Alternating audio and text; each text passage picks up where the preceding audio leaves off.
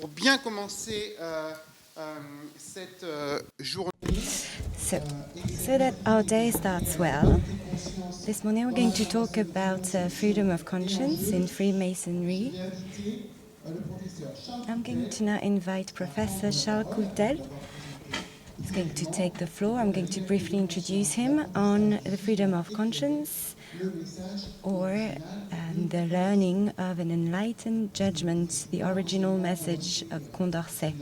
Not only Condorcet is the main, one of the main characters of the Enlightenment, and Charles Coutel is a professor at the University of Artois. A long time ago we were colleagues. He's an expert of Condorcet. He has published many of his speeches, has analyzed them, and he has been publishing many works. One of them, Condorcet, and the Institution of the Citizenship, a remarkable work. This is still very topical since its first edition. Another one of his books, that's just a selection, Freemasonry, an education of greatness, with a preface of the current Grand Master of the Grand Orient de France in the Masonic Pollen Publishing House. And the Freemasonry Emancipation, with a preface of Cécile Révauger. Charles and Cécile quite often work together. It's also a way for the different research fields, scientific fields, to exchange around a common topic.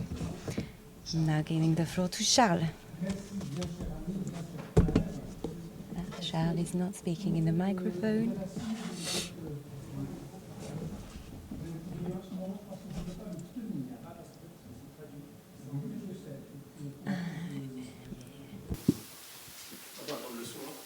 Ça ira comme ça. Bien, on va essayer de... Est-ce que c'est mieux comme ça, mes frères, mes sœurs, mes amis? C'est mieux comme ça? Bon. Alors, je vous salue. Good morning, everyone. I would like to sincerely thank Cécile Révauger, who had the generosity of writing the preface of one of my last books on Masonic emancipation. So I owe her a lot. I owe her a work assumption, work hypothesis that I'm going to try and analyze. And tomorrow we will be able to publish something on this topic, if she agrees, and if my friend Beaurepaire agrees as well, in the classical cycle called Hiram. And for instance, if I say, this author says, I won't specify the edition, the page, but then at the same time, I want this to be part of a debate as well. The title is a bit tricky, a bit long, which is often the case for authors who enjoy the 18th century, because the 18th century quite enjoys titles that are already some sort of summaries of what follows.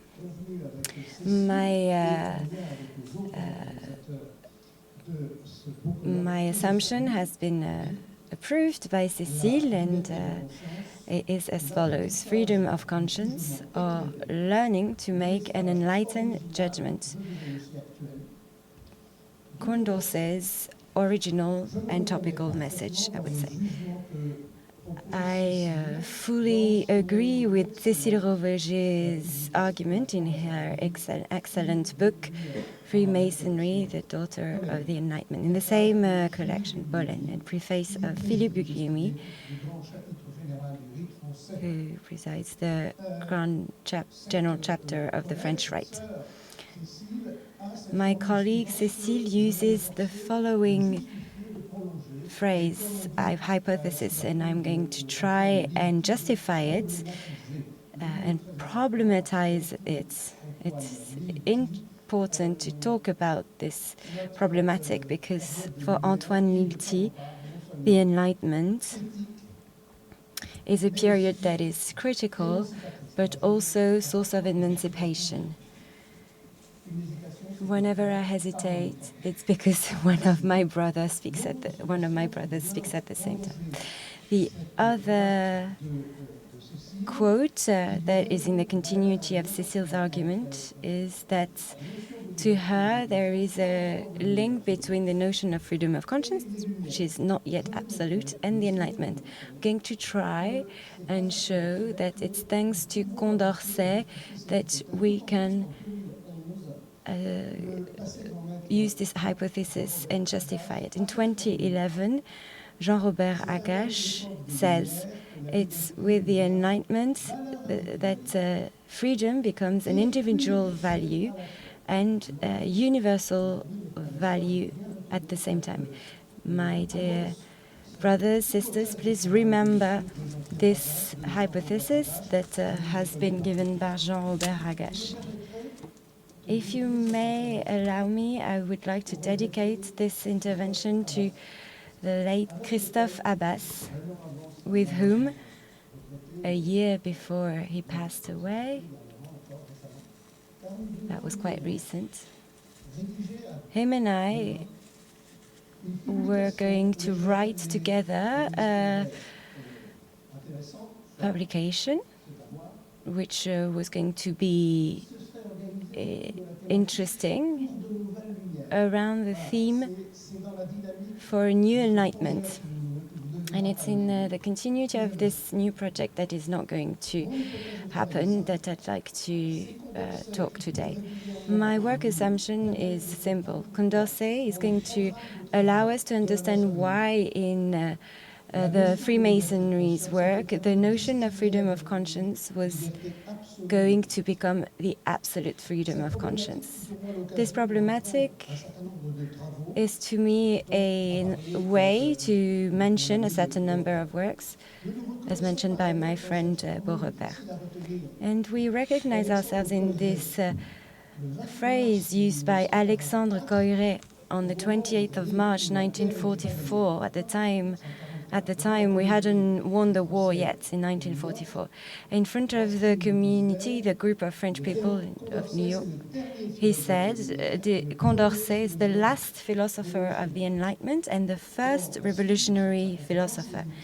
And in the rest of his conference, he says that the originality of this great philosopher was that he was able to translate the principles of the Enlightenment in projects. And his projects then were translated in institutions, or what was going to become institutions. So you can see how it all interconnects at the political and intellectual level. And that's why, on a regular basis, whenever the Republicans are founding or refounding the Republic, they turn to Condorcet, not as an idol, but as a resource. In 1795 with Donou, in 1804 with Cabanis, in 1847 with Arago, in 1882 with Compéré, Gabriel Compéré, who was a great educational character of the Republic. 1900, 1903 with Jaurès, 1929 with Bisson, in 1944 with Coiré then, and in 1989 with Badinter's Condorcet. And from 1980 to 2000, more or less,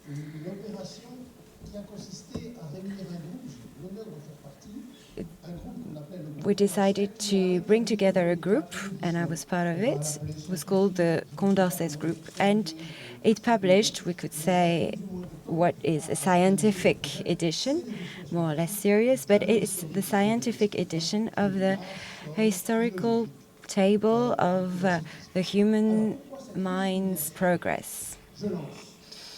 So why this filiation? So I'm now going to mention my hypothesis. Well, to me, Condorcet is the true precursor of absolute freedom of conscience. Our problematic presupposes a valorization of the act of judging, which is fundamental, because in a republic, and this can't be separated from the current profane context. Thank you, Eric. all good. What I'm saying is that the act of judging can't be separated from the nature of our democracy itself, because since we can't know everything, the Republic must help every one of us in the development of an intellectual and philosophical and ethical culture, so that we will be able to judge any topic of general interest without having been able to study this beforehand. So that's a debate that we're going to have in the next 3 to 4 years, but Condorcet provides us with the fact that we can prevent the danger of populism, which claims that people do not need to be enlightened in order to judge, and the danger of technocracy, which reserves the ability to judge the general interest to a few specialists. A republic that doesn't enlighten its citizens is condemned to oscillate between the danger of populism and the danger of technocracy. It is a terrible oscillation. So you can understand the history of Freemasonry today because a technocratic episode always happens, and a populist one as well. This originality of Condorcet can be summarized in a sentence from his reports on public instruction. By loving laws, we must be able to judge them. That's at the heart of the Republican mind. We can only abide by law that we love. We must both be able to respect, amend, and criticize. So by loving laws, we must be able to judge them. This is essential to also place it in the context of the Ancien Régime, this Condorcetian message. And once again, I'd like to thank Cécile Révoger and the organizers, because this was a way for me to review a certain number of classic works, and I was talking to my friend Beaurepaire yesterday. Condorcet could well help us to think about absolute freedom of conscience, while never yielding to the temptation to see it become or revert to absolutism. We don't understand why the expression absolute freedom of conscience is a progress that is due to Freemasonry, to the Grand Orient, in the period of time that was analyzed yesterday. Here we acknowledge our philosophical debt to Renaud Koselleck, who in 1959 wrote in his period of time, in Germanic time, a remarkable work called The Reign of Criticism. He shows that Masonic humanism, and this refers to a certain number of comments made by my friend Beaurepaire, Masonic humanism was from the outset defined as resistance to the political absolutism. Absolutism, by the way, is a great source of absolution against the clergy, absolutism, to raise our sins. Hence why Koselleck gave this wonderful phrase, thanks to Freemasonry, freedom in secret. Because the beginning of Freemasonry were clandestine, as you know. Thanks to Freemasonry, freedom in secret becomes the secret of freedom. It is not just a rhetoric phrase. Here the idea is that thanks to everyone's character, the inner bastilles are going to become unbearable, which means that the freedom of conscience was first a resistance to the arbitrariness of the absolute monarchy. It was able to forge an alliance, as Tocqueville analyzed it, with religious clericalism. Hence why we have seen that certain French Republicans became friends, allies with the Concordat. Each Freemason's defense of his inner self became a demand that and the following quote is essential. The wise man takes refuge in the secret of his heart. There he is his own judge. It explains the fact that in the French Rite, we don't read the philosophical testament of the applicant, because the future initiated Freemason is going to read it all along his life, so that he knows whether he's more or less loyal to himself. Hence, Kozelek's last phrase, conscience became the authority for controlling the duty of obedience. Obedience to oneself, not obedience to the king. So we owe to Condorcet and the men of the Enlightenment the desire to transform this resistance to arbitrariness into a desire to develop an arbitration, which means that we want to be able to see appear a third element inspired by reason, which would suspend passions and personal flattery. Freedom of conscience is required by the refusal of political absolutism, and Condorcet placed the formation of enlightened judgment in the context of perfectibility rather than sinfulness. Perfectibility rather than sinfulness. And more particularly for Freemasons at the Grand Orient de France, they have made a choice. Thanks to Kozelek, we have a better understanding of how absolute freedom of conscience aims to ward off any risk of surreptitious return of absolutism. And you can reject it one way and comes back another way. Let's have a look now at Condorcet's message in its subversive and original way. And I'd like to give you a series of Condorcet's phrases to remind you of his work. And I will show you how those quotes are going to answer a logic of an extraordinary subversion. First of all, exhaust all combinations to ensure liberty. If they do not embrace a means of enlightening the mass of citizens, all your efforts will be in vain.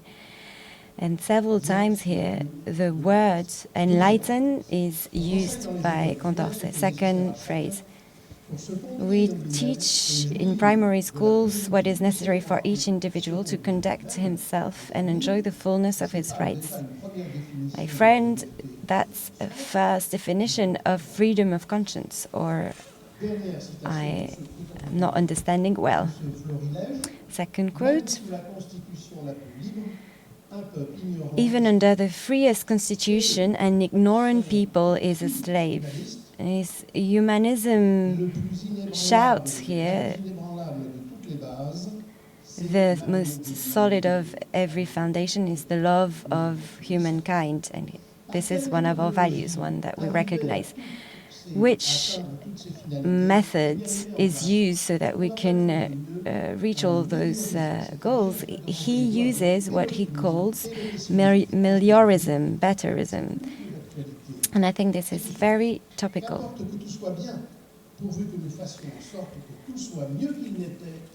It doesn't matter that if everything is good, what does it matter if everything is good as long as we make everything better than it was before us? This is what we call his meliorism. So that's the series of quotes that I wanted to give you to explain the mechanism that exists within Condorcet's work. And that's why whenever there's an upheaval of the Republic, we turn to Condorcet not as an idol, but as a resource. His work is a way of reaching emancipation because it uses three mechanisms that are independent, interdependent, as we can see it in the Vaucanson machines. In 1785, he is praising the French Academy as its secretary. And we think that this Condorcet's summary is using three mechanisms that I will detail. The three philosophical terms. These three terms can be important because they are detailing a system that Condorcet manages to harmonize when we would tend to juxtapose, put them side by side. And all those workings are essential, but they only exist because they have an impact on others. The first system refers to what I would call heuristics. From Archimedes, Eureka. It's the fact that you combine what already exists to find something new. That's the great success of encyclopedia. It is a list of many elements so that others would invent a little, because if you think that you can invent without making an inventory, then it's communication. You're not transmitting knowledge. And this is a constant threat to transmission. It is what we would call the heuristic component. What's even more interesting is the other component, the zetetic component, which is a behavior that is going to enlighten what we say so that it's questioned and it's a permanent research. So in the same frames you can be both heuristic and zetetic, then this is very interesting. However, our great man goes further. He describes this art to doubt combined with an art to look further. It always exists something higher, something else that will be the best version of the two initial points. As an enlightened man and as a great researcher of Descartes, Condorcet is going to promote what I called the emancipatory power of elementary knowledge. The knowledge taught in public education emancipates us because it can be understood by many and by everyone at the same time. And it's thanks to this thesis that our absolute freedom is not an absolutist freedom that is inner-looking. It doesn't mean if it's absolute that it's absolutist, but you can enjoy becoming your own tyrant. You might shoot yourself in the foot and have your friends following you in this adventure. Après moi le déluge.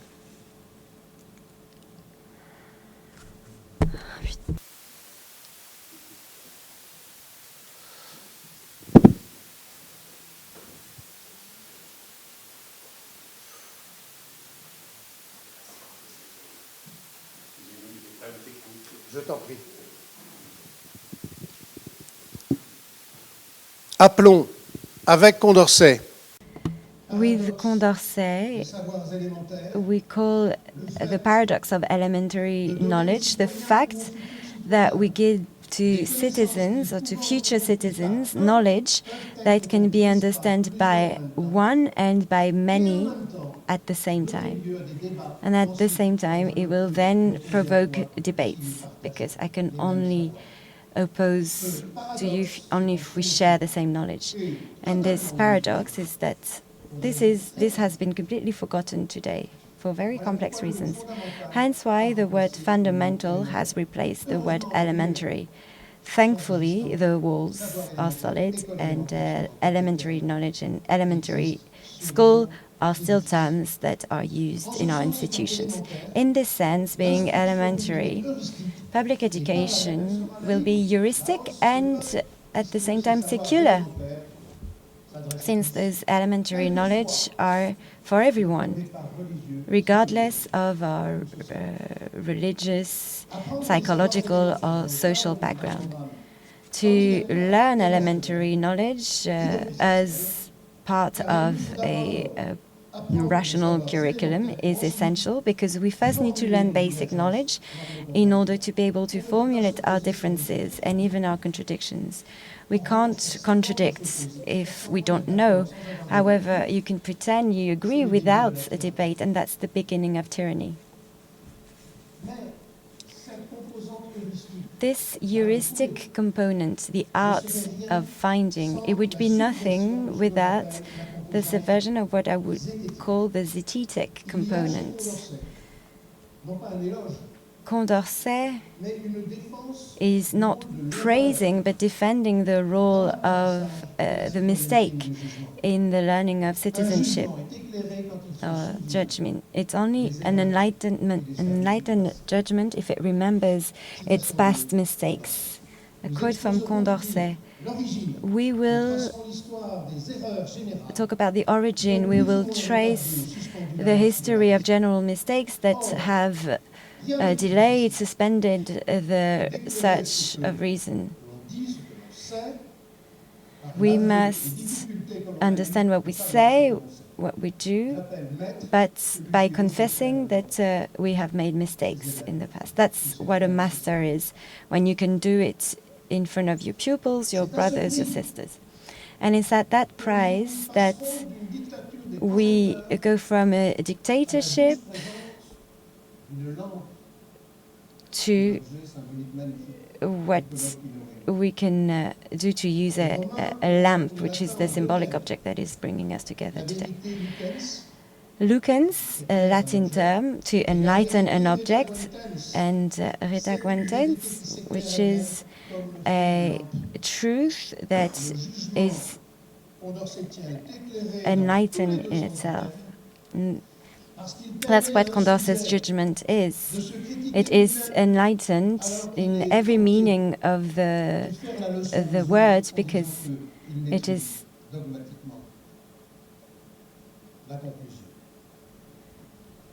how we can see it in his works. Lucens focuses on an object in the same way as a projector would do it, but this judgment is only enlightened when our mind is enlightened by a reflected, it's animated by a redaguentem, reflected truth, like a lamp that illuminates itself by shining on an object. This is what is the temptation to Republicans when they are tempted by dogmatism. And that's the case maybe today for the Republicans that are going to start resisting. Condorcet's citizen tries to question by questioning himself. Kozelek was right when he presents his inner self. Each Freemason integrates the memory of the past mistakes. It can become a collective memory based on historical speeches.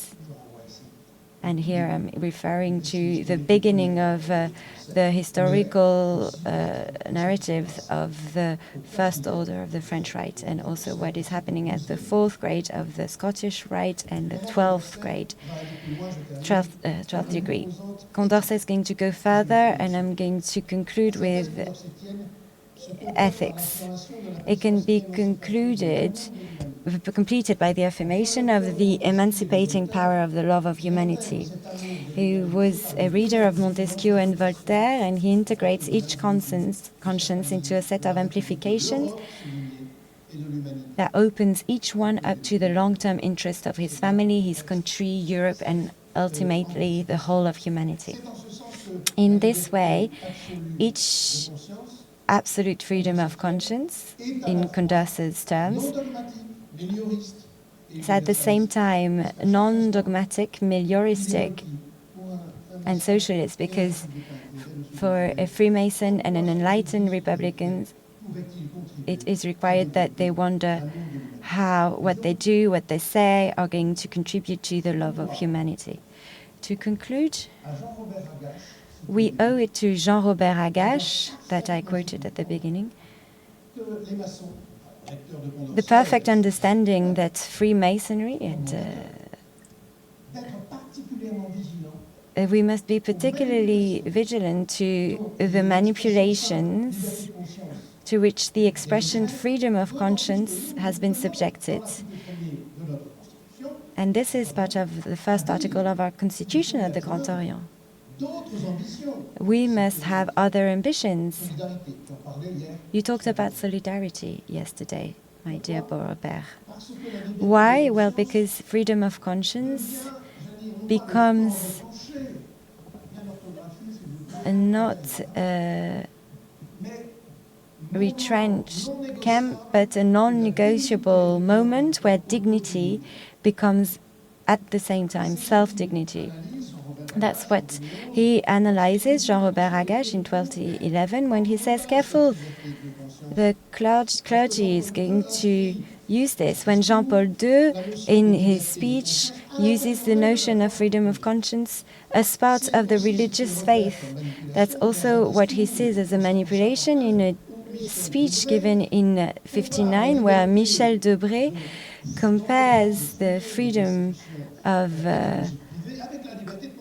enterprise with the freedom of conscience. It's not the same at all, the freedom of enterprise and the freedom of conscience. And let's mention Didier Molin's wonderful work. He makes no hesitation in saying that the concept of concordat, used by many different presidents of the Republic, as if the state had something to say on the control of religious faiths.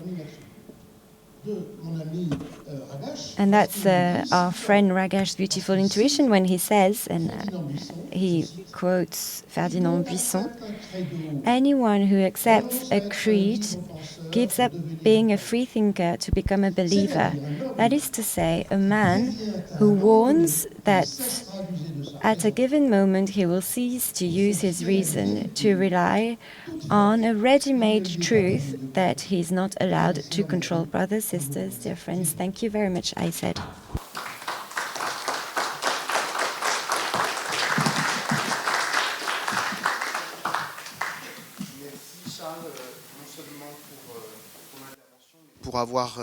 Thank you very much, Charles, for your remarks and appealing to everyone to perhaps read more about Condorcet in history and over time. Who would like to ask a question? We will also have the opportunity, if we are all sticking to the time, we can perhaps have a little bit of a debate. Good morning. I lost my way in the third part. I know that you mentioned heuristic, sesetic, and then the third, I can't remember exactly what you mentioned. Can you develop it? Off mic. It can't be interpreted as the speaker is speaking off mic. Ce qui est à partir de ce qui devrait être. Or, on a une boussole, d'après une lettre de Condorcet à Voltaire, je vous ai donné les références bien sûr, c'est de dire très simplement que devant toute décision, avec toute décision, il est de l'intérêt de chacun qui se veut humaniste, universaliste, de se demander en quoi ce que je vais décider, voire ce que j'ai lu, peut contribuer à l'amour de l'humanité. Or, l'amour de l'humanité, que je sache, c'est notre boussole. Puisqu'on ne peut vouloir. We can only allow progress, make progress when we love. And that's what we find in St. John's book. The problem is that today we forget that we must love the Republic. We can only defend it when we love it. That's quite obvious. Simple as that. So ethics is the morality of the love for humanity. is to love what exists from what should be. Otherwise, we're a technocrat or a populist, but we're not an enlightened Republican. We are a learned man in a loony way. I know lots of loony people at the moment. Bonjour, merci Bernard Bob. Bonjour, hello, Bernard Bob. I've been reading Condorcet for a long time. Thank you for this beautiful introduction. The day before yesterday, one of my Australian friends asked me about the situation in France, and I sent him an analysis made by Ipsos. He answers, well, we can clearly see that it's the ignorant people who are voting for the far-right party. And he asked me, how come that's the current situation in France? The same in Australia, when secular primary school is compulsory.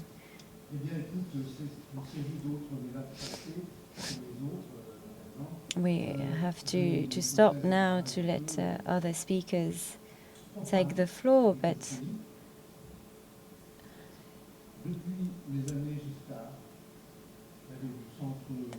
once again, apologies, but the speaker doesn't speak in the microphone. Décidé de ne plus instruire les générations nouvelles. En 2016, Giscard, qui n'en rate pas une, cédant sans doute au charme ravageur de Natacha Polony, dans un entretien, dit « Ma seule boussole, c'était de faire en sorte qu'un nouveau mai 68 ne soit pas possible en France. » Pour cela, j'avais 20 ans en 1968, nul n'est parfait. Nous étions une petite révolution de petits messieurs, plus ou moins instruits. Mais la France a renoncé à instruire les générations nouvelles. Les réseaux sociaux n'ont rien aidé à la chose, hein, puisque, comme c'est une formule que le regretté Abbas aimait à reprendre, et puis on en a beaucoup discuté, un élève renseigné. Ce n'est pas un élève enseigné. Pourquoi il n'est pas enseigné? Parce qu'il n'a pas été mis en face de la patience et de la puissance émancipatrice des savoirs élémentaires.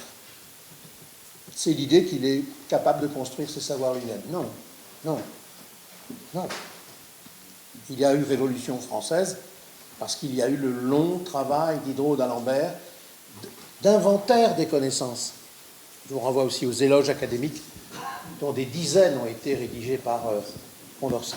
C'est la Bible de l'émancipation. Oui, les savoirs élémentaires, c'est l'émancipation de l'humanité. Ah, merci de ta belle question. Je t'ai répondu direct. Quand tu n'instruis pas un peuple, il s'asservit lui-même. C'est classique, tout le monde le sait. Alors, le temps que le nouvel intervenant s'installe, je vais poser... Merci. Just a very short question. Why, according to you, Condorcet hasn't become a Freemason? Thank you for your work. According to you, why Condorcet hasn't gone further than the Masonic initiation's threshold? Well, I think history could give us answer to that, but he said this gesticulates too much for me. It's too much fidgeting in Freemasonry. And Benjamin Franklin and Voltaire, who were initiated as well, they were prejudice. And even if you're an enlightened person, you will have prejudice. And we find this in the text, which is from Benjamin Franklin, who is a sort of Masonic testament. Révogé a évoqué Charles Porset. À partir Yesterday, Cécile Révogé mentioned Charles Porset, and it's material proof that in reality he was received at the Lodge of the Nine Sisters. So things change here as well. flagornerie, aucune comme on disait hier, on n'a pas besoin de... Now, here, there's no need to introduce Eric, so we can save some time this way. He teaches at the Université du Havre. He's the director of IDEM. He, here, will be talking about Normandy, and he wrote some time ago now a thesis on Freemasonry in Normandy through a sociological approach, and he also speaks of the Enlightenment from the 1st to 19th century through the Revolution. At the time, this was something that was novel, and so this is really a key thesis on this topic.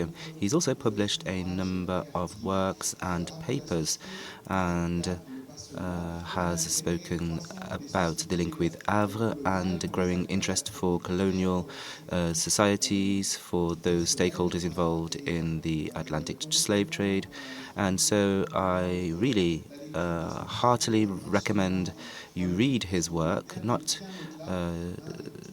just this article, but all other papers, in particular those that were published last year around the topic of the transatlantic slave trade and the memory of the slave trade. We're looking forward to hearing from you, and you will be coordinating a presentation of Masonic archives this afternoon as well. Since it's always difficult to have the greatest sources of knowledge as it relates to Masonry, in context, of course. You have the floor. Thank you very much, Pierre-Yves, for doing my promotion. And also, thank you for what you said at the end, because it allows me to apologize. There are a few people that will have to leave at 11:50 roughly, and this is not due to a lack of interest for the following speakers, rather, that will speak after us. It is because we have a time constraint, so I apologize for that. And I also wanted to thank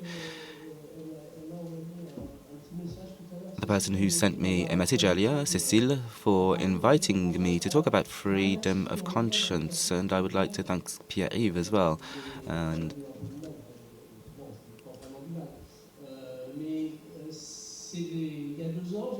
2 years ago, I was faced with this same issue, that is to say, to create something on the topic, and it drew me to older works. And so, as Pierre said, I have worked on other things since I worked on Normandy, but I have come back to it, and that's not an unpleasant thing. Now, this allows me to demonstrate from time to time that thinking can evolve, because the things that I analyzed at a specific point in time, well, I don't necessarily analyze them in the same way today. So perhaps you could put on the slide. I have 3 slides, so can you put on the second slide? So I talked about this through 2 successive articles in my thesis, and then 2 other older articles that discuss the relationship between Freemasonry throughout the Normandy example and the Catholic Church. So these are things that are very well known and very well explained since Pierre Chevalier's work, and there is no incompatibility between what I would call the a double belonging to the clergy and Freemasonry in the 18th century. For Normandy, it's 146 priests who were Freemasons, and so we see how this may be compatible. So we have the Gallican tradition of the French clergy, which meant that the pontificates were not always well applied, and it also led to hesitations as relates to priests' behaviors. And this was reciprocal as well, because we always look at things on the side of priests, but when you look at the Freemasons, this same year, in the 1750s, when Freemasonry started to emerge in Normandy, there were practices that were not disfavorable to frequenting the Masonic brothers and other people who were more reluctant. So there was 2 levels of hesitation in this respect. So there was that paper, and then also the paper about the Protestant minority. that is to say 60 people. If we count all of the Protestants in the strictest sense, we can go up to 80. If we add all of the newly converted, so these are people who are converted, but not so much, if you will. So these are the two papers that I will be discussing, and by delving back into these articles, these papers, I was struck by what I call differentialism. Now, please, can you put on the third slide, which discusses the hypothesis? So the differentialism is the fact of having affinities between a part of the Catholic Church, priests, secular and Freemasonry, but these are selective affinities. There is a specificity in Normandy, that's tropism when it comes to the Benedictines, and also as it relates to Jansenist sensitivities. So it's not a tropism that is applied to everyone, and so on the side of the Protestant minorities, I was struck by the fact that this is the problem with generalizing ideas, in fact. The Protestant minorities, so if you take a look at the major cities, Le Havre, Caen and Rouen, they were not appealing for Freemasonry. There was a tropism, if you will, in Caen. So half of the members of the craft had important responsibilities in the lodges. And actually, I also wanted to give you a timeline for the 20 years rather, that go from 1781, which characterizes the beginning of a significant reform within Benedictine monasteries. And this was a reform that sought to make the function of praying elective. And we'd go to 1801, which was the date of Concordat, which would be followed by organic articles, which is interesting because this is the date when the Caen lodges demonstrated a sort of Protestant tropism, and inversely, and this they gave a gavel to a lodge in a difficult period. So there was this twofold observation, if you will. So given the practice of freedom of conscience within lodges, there were differences within, and that's what's interesting to analyze here. So it's interesting to analyze. Why is it interesting to analyze? Well, it allows us to raise the following question. That is to say, well, a question that is a criticism, if you will. That is to say, not always to place the attraction between Freemasonry and religious minorities on the freedom of conscience that was within the lodges. And that's not to say that there wasn't any, that's not what I'm saying. But when you analyze the situation, we realize that the reasons are not always spiritual reasons. These reasons can also be socio-political if you take a closer look. And from this point of view, I'd say I will say things that are slightly different, more refined, let's say, in particular as it relates to the link to Jansenism. Now, I'd like to develop these 2 points, and I'm going to develop one after the other.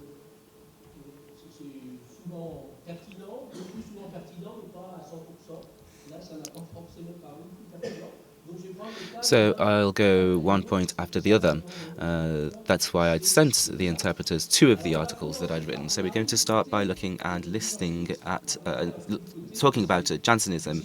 So we'll hear about these Benedictines from Saint-Maur who were attracted to Freemasonry. So just to give you a bit more context and to present these 146 priests, Freemason priests in the Normandy lodges between 1750 and 1790.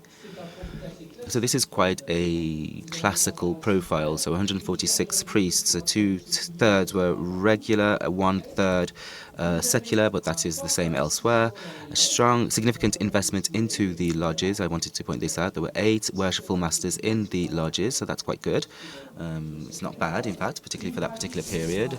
A level of practice which was very high, 10 to 15% compared to other sociocultural groups.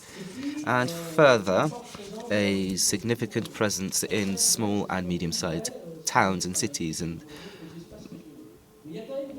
that's the same in other regions. But there are 2 specificities, and it's the second one that will really strike us. The first specificity is that there's an over-representation, if you will. I don't want to go into detail, but 146, that is a lot. Normally, it's 7 to 8% of all of Masonic recruitment, whereas the average is 2 times lower, in fact. So the reason is due to the significant social and economic crisis that was being waged in Normandy, in the eastern side, in the Vallée de la Seine, in the 1770s, 1780s. And this was also very important to the colonial development. But this is not the point that is interesting to us. This led to some poverty. However, at this time, and everyone knows, Freemasonry was a society of do-gooders. It was more charitable, not necessarily philanthropic. So it had good intentions, and it is clear that if they were able to break down this papal prohibition, it's not surprising. If you take a look at the geography of these Freemason priests, you will see that they're located right across the valley of the Seine. It's also important to mention that the status of priest in Normandy was quite important, and that's not necessarily the case in other provinces. And since Freemasonry is an elitist society at the time, that was fairly compatible, if you will.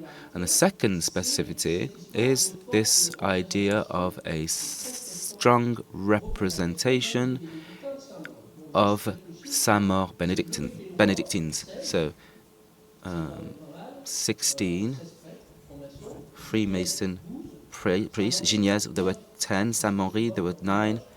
And they are in 3 cities, including Bernay, Fréquent, and the third. So if you add all of these up,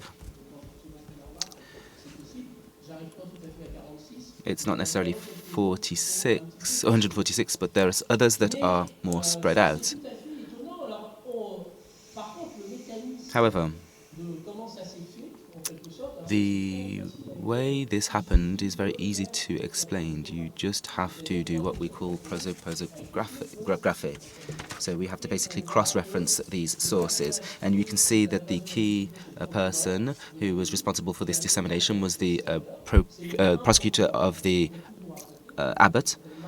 His name is Marc Ducouvre de Vanche, and he was a Benedictine monk in Bernay. He traveled to Paris and was initiated in a lodge called Les Amis de la Vertu.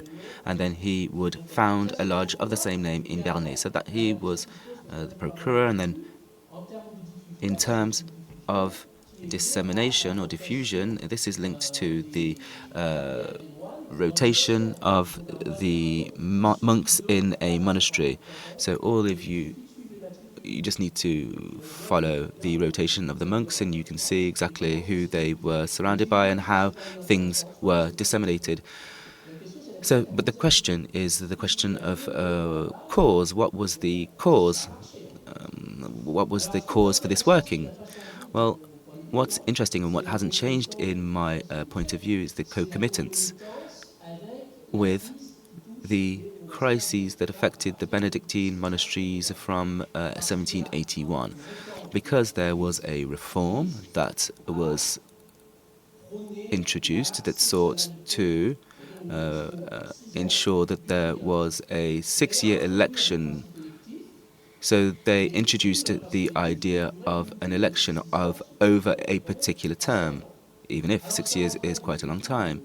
So this led to some troubles that I won't go into.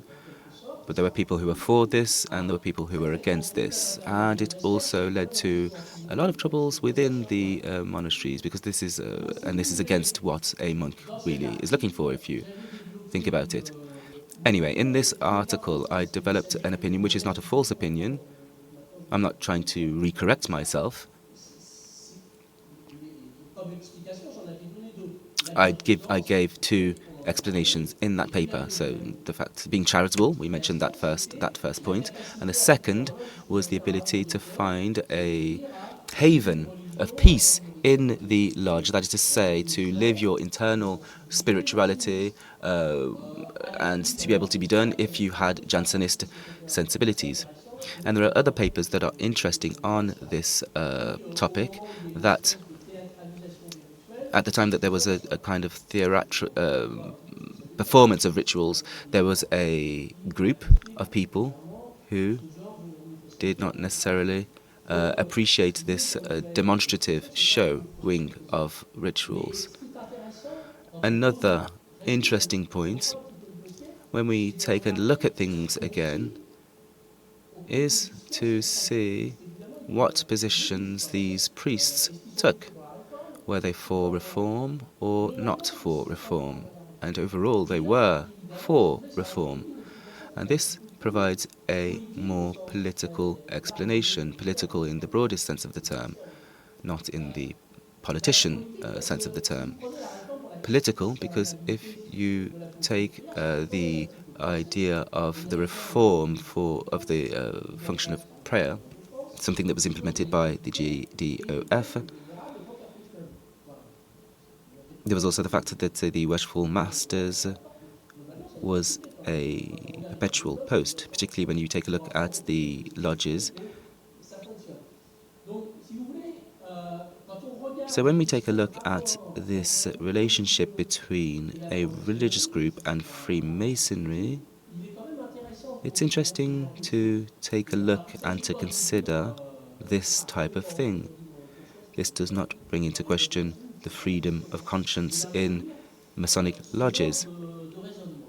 But it's interesting just to think of things in this way. Now, to try to be a bit more brief on this theme, we're going to now move on to the Protestant minorities. Now, in the landscape, Protestants were perhaps more present than the clergy. This is an important point to note. Well, everyone knows this now, but the lodges were open to Protestants, Jews, but less so to Catholics. So there were 60 or so if we count the newly converted. And what's interesting is the difference between the point of departure and the point of arrival. So the point of departure is the presence of these minorities in the first lodges in the 1770s in Normandy, so in the same three cities, Rouen, Caen, Le Havre. So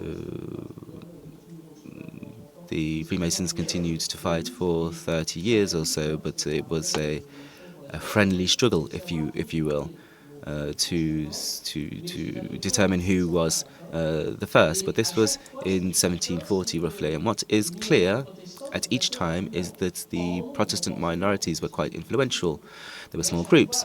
And in Rouen you had the Baron de Chevrelli, and this was prior to his conversion. He was very present and active. In Le Havre, you have Protestant minorities that played an important role in the colonial armament. There were very famous families in Le Havre that belonged to the Protestant elite and who still live in that city. In Caen, it was mainly bankers, the Signard family, a very present family. So that is to say that there were affinities to begin with. But what's interesting as well is that there was a differentiation. In Rouen, the Protestant presence, if we take a look at the large tables and the foundation of the Grand Order, it's very marginal. It's marginal and marginalized. And marginal because there are very few, between 5 to 10 people, very few people. Whereas sociologically, Rouen Freemasonry was open to crafts. but there was not a Protestant in the more democratic lodges. And I say marginalized as well because in Rouen there was an event. There was a particular figure who was rejected because he created a competing right, but he was also Protestant. He's Protestant and was excluded. So in Rouen, this agitated somewhat the Protestants. Now, the situation was different in Rouen because it's a city that was open to. So there were negotiations with the Scandinavians, with the Germans. And it's also interesting to see that there were they had no responsibilities in the lodges. There were some foreign people that had responsibilities, but they were Catholic.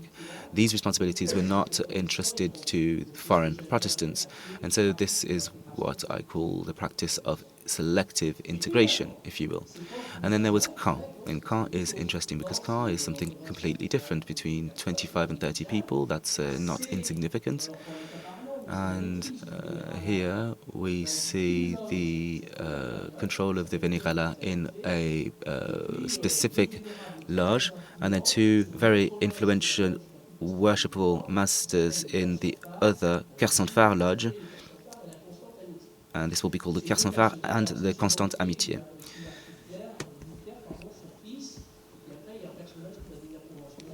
And then there was another figure, Gabriel Ducussy, an interesting figure as it relates to political history.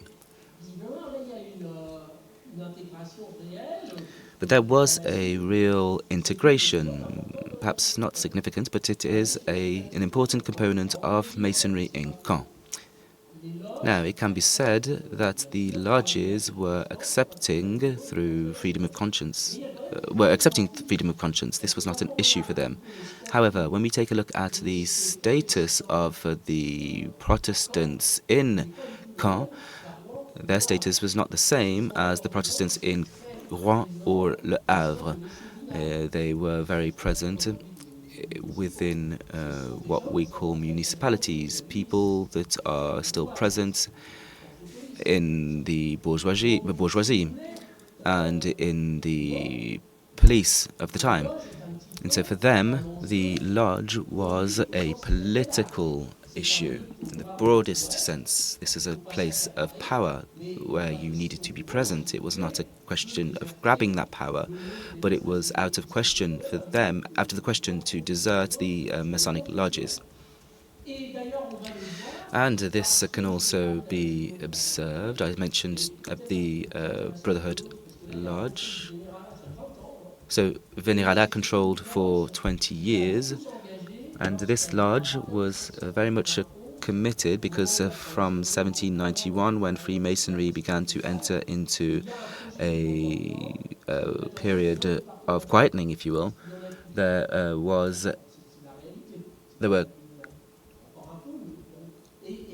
fewer departmental lodges.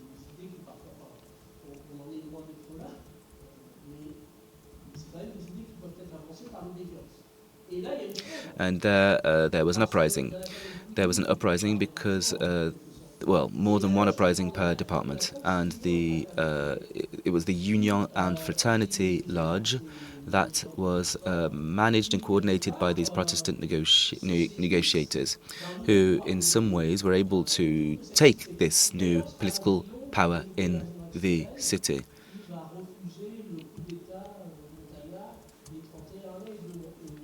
And a coup was also suppressed in 1793. And when we compare the personalities of the figures in the lodges, so it wasn't a Masonic coup, but we see that the Freemasons who were there were the Freemasons of that lodge. So once again, you find an explanation, a political explanation, again in the broadest sense, in these questions which are linked to affinities with religious minorities and heterodox groups, religious groups. And that would be my conclusion on the topic. That is to say, we talked about hope. I spoke about hope with Charles earlier on, and I hope that we can remain in we can remain hopeful in terms of research and Freemasonry. So we must take this into consideration when we analyze the relationship between a cultural group and Freemasonry. Thank you very much for your attention.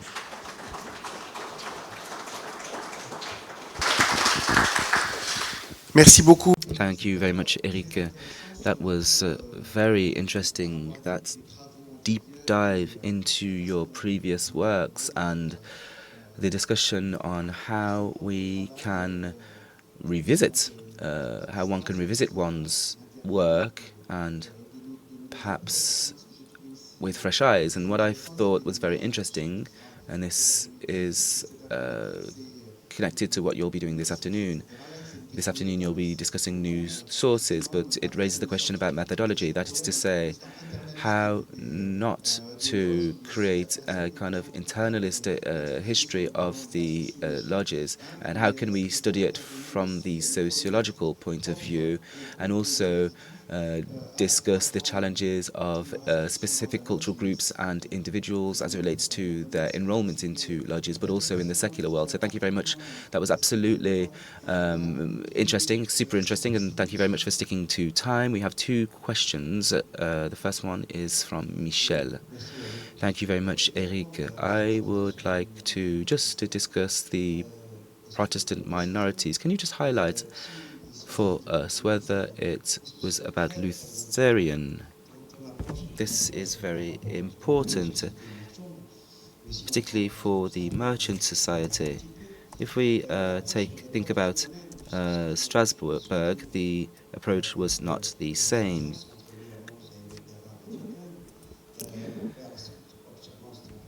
So we have the temple observance, we have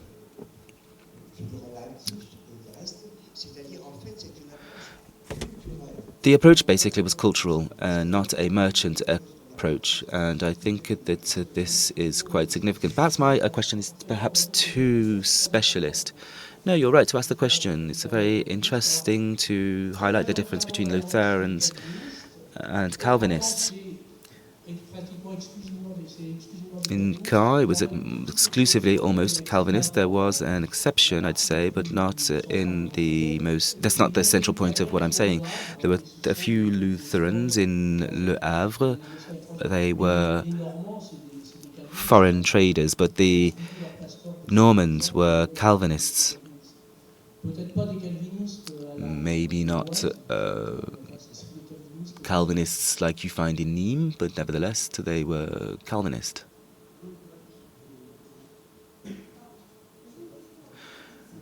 The interpreter apologizes. The microphone is off. I apologize. I know that there is a sizable Jewish community in Rouen. You talked about Protestant minorities, but not at all about the Jewish minority. Has any research been done on the presence of Jewish people in lodges? Thank you. Yes. I did focus on this as well. There were 4 in Normandy. You'll tell me that was perhaps sufficient for a conspiracy, but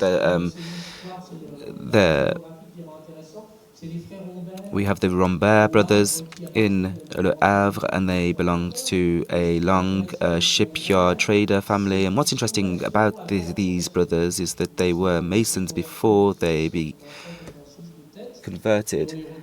They converted in 1785, 86 roughly, and we see that. But there were very few Jewish people.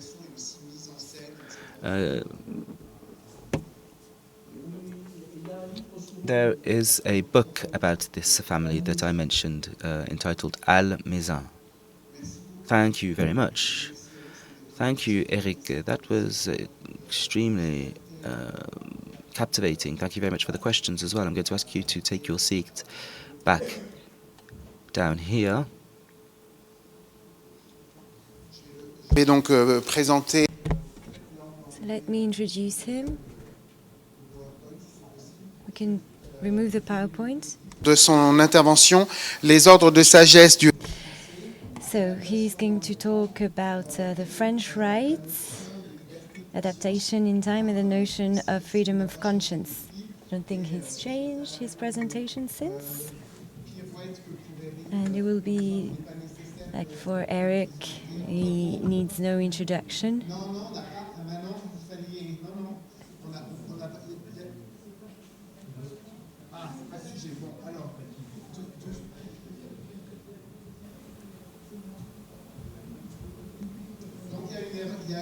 There's a mistake in the title, so I'll let André present. And apologies.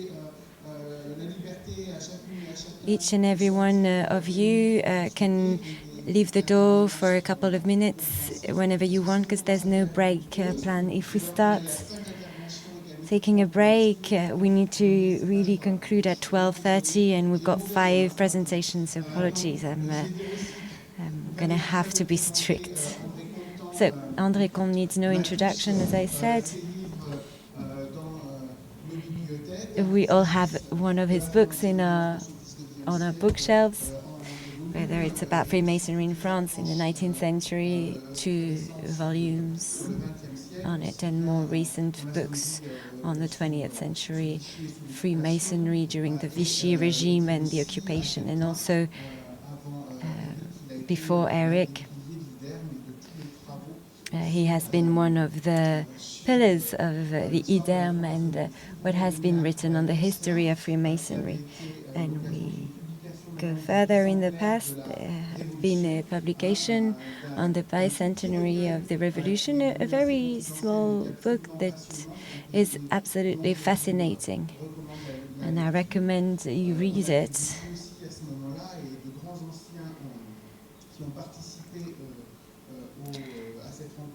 Many of the people who took part in this publication have now passed away, and André had taken part in this meeting. And then we saw what it then led to, all the works that were published in the next decades on the history of Freemasonry. You have the floor. You've got 25 minutes, more or less. And then we will be able to ask questions. Well, I must say that with age, I have trouble to see and to read my notes, but that's how it is. My topic of the day assigned to me was Freemasonry, anti-clericalism and secularism from 1880 all the way to the split between the state and the church. So, on anti-clericalism and secularism. First of all, we must say that Freemasonry has become republican from 1805. And when the last Bonapartists left, that are presented in 1871 at the Council of the Order and then were toppled down, there's no longer the issue of Freemasonry of republicanism in French Freemasonry. And secularism within the Freemasonry obediences. 2 main institutions, the Grand Orient in 1877, became definitely secular with the absolute freedom of conscience and the abolition of belief in God and the immortality of the soul. And then for the Supreme Council of France, which then became the Grand Lodge of France, in 1875, during an international congress, a definition was given, quite a broad definition that is not going to be accepted by everyone at the international level, but it will be valid for France, and that's the initiative of Adolphe Crémieux. Considers that the great architect of the universe is a creative principle.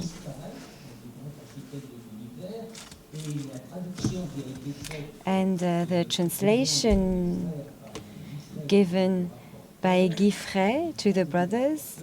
Guy was the reporter, and he said, the rapporteur rather, and he said that the great architect of the universe was a symbol that could be interpreted in all possible ways, and that's what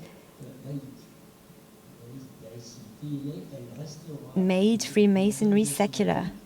It's going to remain a secular organization as long as British-type Freemasonry won't start again in France.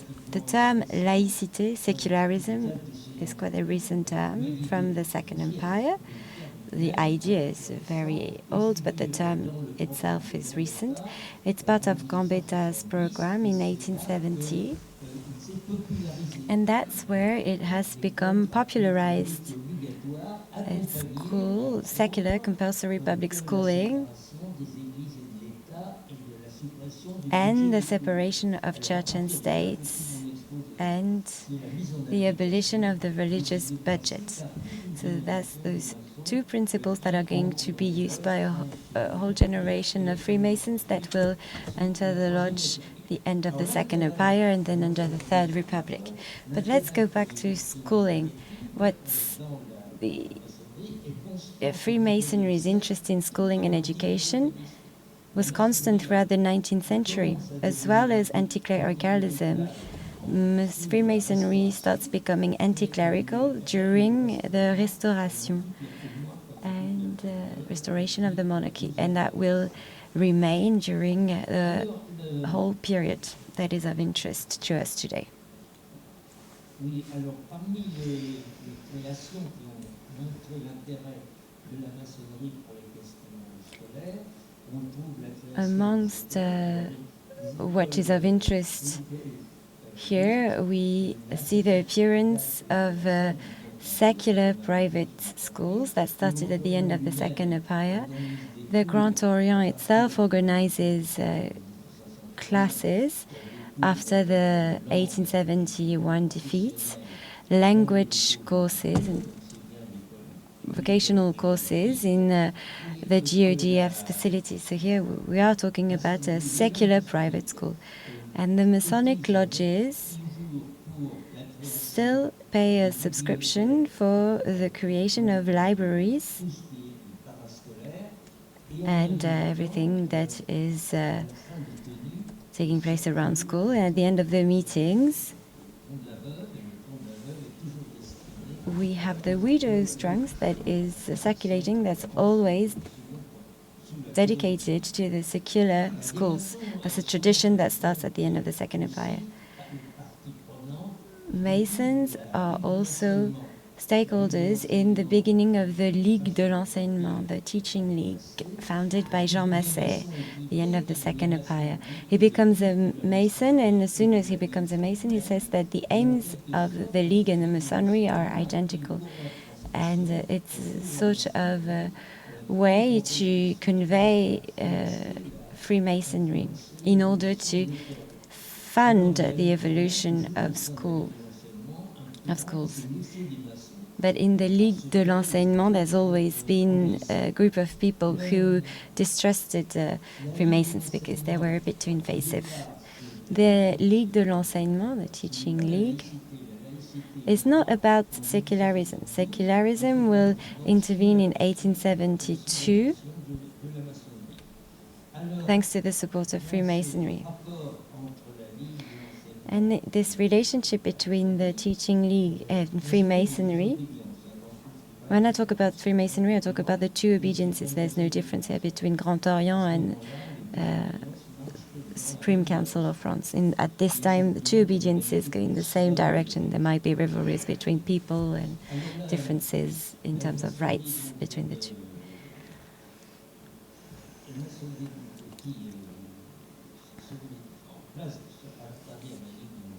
The Freemasonry that starts through the Ligue de l'Enseignement means that there is a significant number of lodges that will adhere to the League.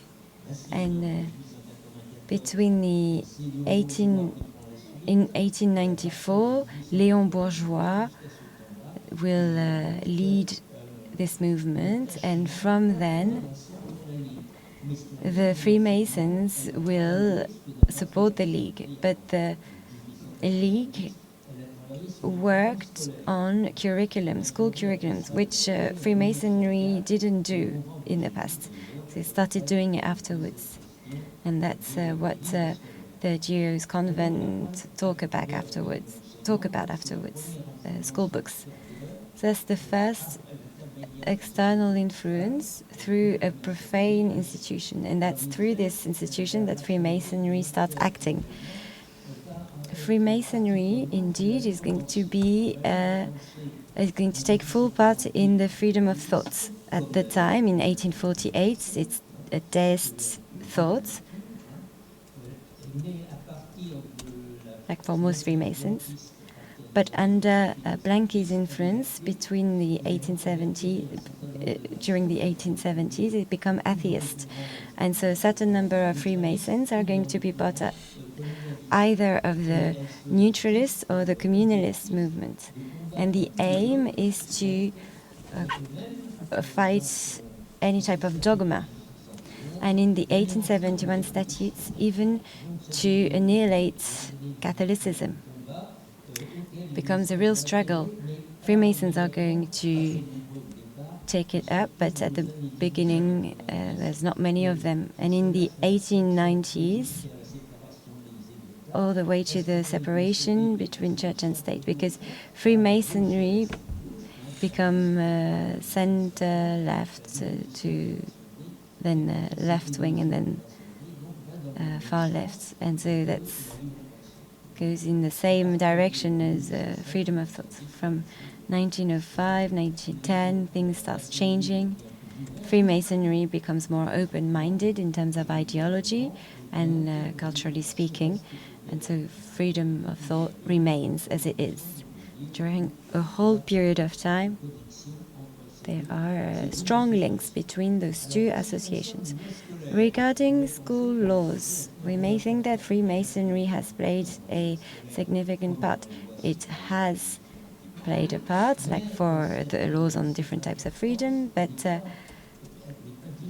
it's not such a visible part. It's more at the parliament level. All the Freemasons members of parliament voted the same way, apart from Jules Simon. Jules Simon refused for the school to stop teaching the duty of men to God. And when he saw that he fails, he quit Freemasonry and abandoned his 33rd degree. And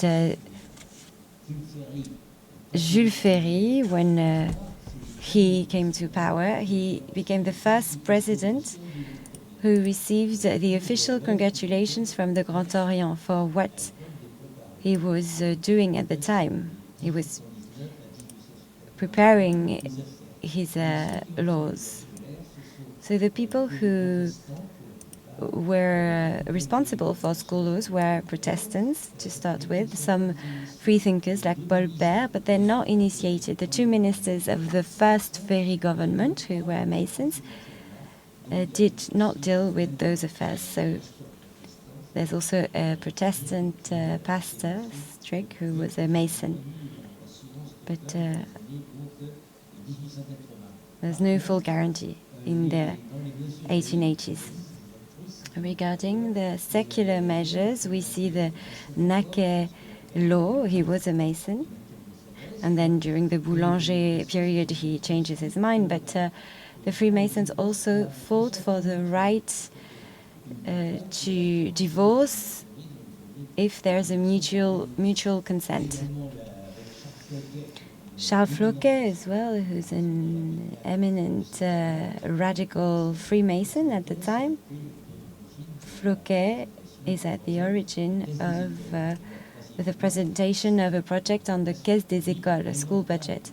And then the third law, that's truly Masonic, thanks to the action led by Freemasons, the law on the freedom of funerals and the dispersion of the ashes from 1877. So that's part of secularism, but not directly about school.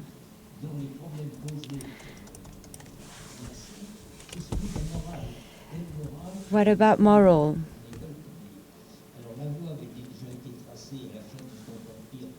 This had already been addressed by Massol at the end of the Second Empire. He found in the journal La Morale Indépendante, Independent Morality. We needed to find a morality without God for public schooling. And I must say that there hasn't been many interesting articles written. The Grand Orient advised the use of civic education textbook at the request of the lodges. They needed to provide an advice, but it wasn't really conclusive. It wasn't really a work of art, if I may say so. Regarding morality and secular morality, we also addressed the issue of patriotism. And after the 1871 defeat, we combine secular morality, republican morality, and patriotism. Hence why a certain number of Masons fought in favor of the school battalions. That means the education of youth through the army. And with the Boulanger's crisis, after the Boulanger came in power, the Masons argued and excluded the Boulanger's Masons in the 1888 1890s. It's the first time in the Freemasonry's history. The last event took place a few days ago. From what I've understood, Freemasons are excluded from a Masonic organization. Here we're talking about the Grand Orient, for their bad political choices. That started in 1888. The GODF, at that time, in 1886, 1890, still in favor of the freedom of education. There are Masons in Paris and in the provinces who are heading a certain number of free secular schools. And they have gathered within a lodge, and they want,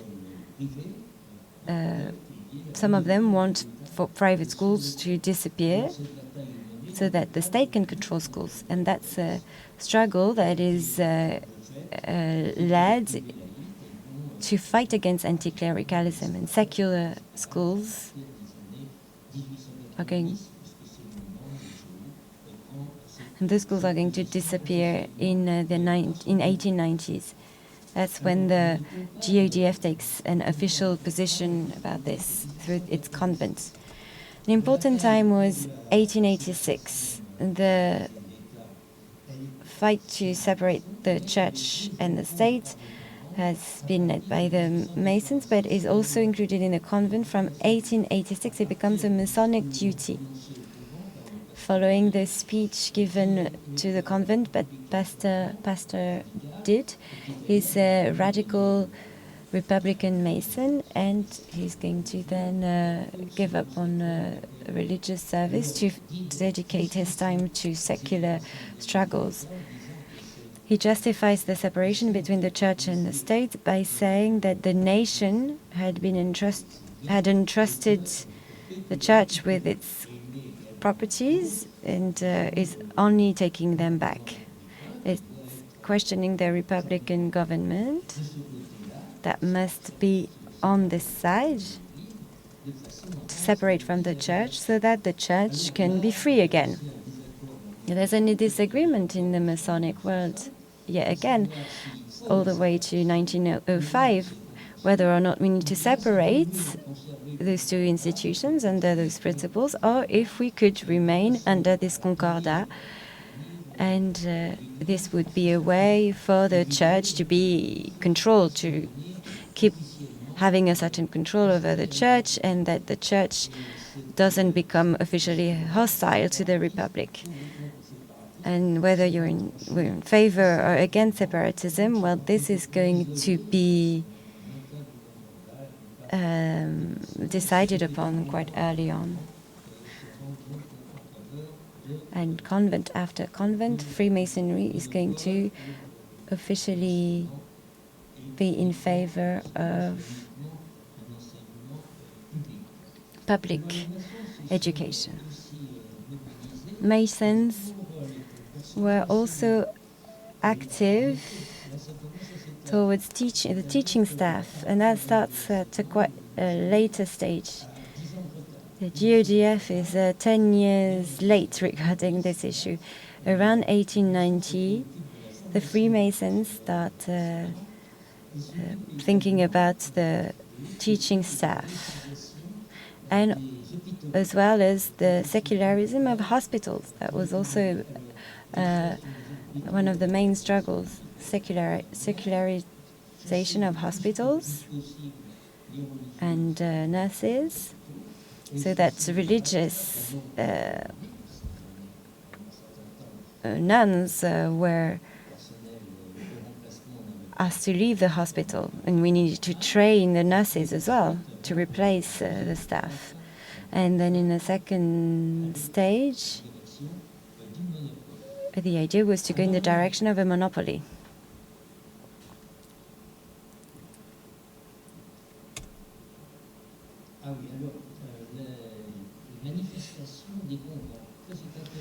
The convents, that's quite interesting. How can a convent express ideas? So lodges sends vows to convents, approximately 20 vows in the 1880s, and then in the 1890s it represents 40 vows. Quite often it's about school or social security, retreat, etc. And the third vow on the internal affairs of obediences. Out of the 42 vows of the 1890s, I have selected a certain number of them, which shows the state of mentalities at the time. They are voted and they come back every other year. They're voted with a debate when they are new. No debate if they're not new. So two possibilities if they're new. They're either shared to the Council of the Order, and then those vows might be analyzed by the Council of the Order in 2 minutes, and then it's sent to the Parliament, to the members of Parliament, the senators, and they will do whatever they want with it. And every now and then they might come to the Grand Orient for an aperitif. So here, the effectiveness of the system of the Freemasonry through the vows that are submitted during the convent, well, we're not certain how effective it is. We don't know if they've been taken into account, and once a law is voted, it hasn't been done under the Masonic influence, or is it voted just because the whole of the left-wing movement is promoting it? Because there's no Freemasonry for right-wing parties. Hence why we're wondering about the number of Freemasons MPs. Approximately 40 MPs who are senators in the left-wing movement. But are they hardcore Masons, or just some that are just wondering about it and whether they're convinced or not about Freemasonry?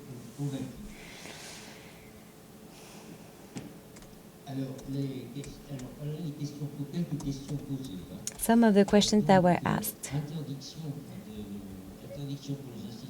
Interdiction for teachers to drive children, to take children to catechism or to religious ceremonies.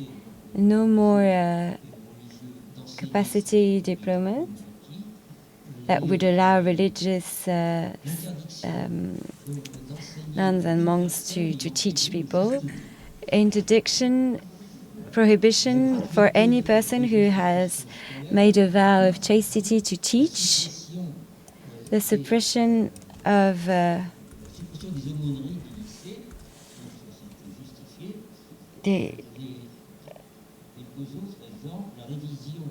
revision of the school textbooks, such as history, for instance, but without further details, so do whatever you want with it.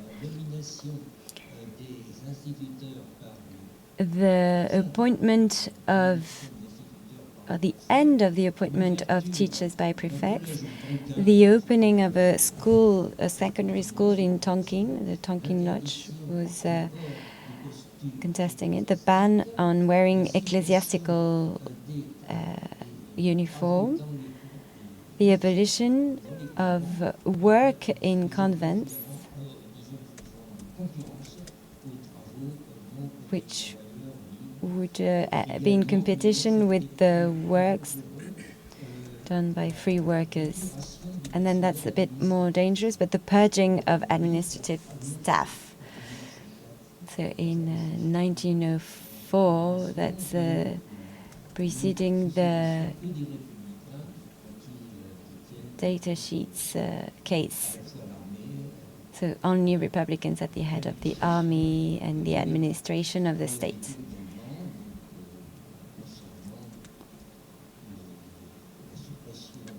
And vows also on the removal of crucifix in schools, of the religious oath as well.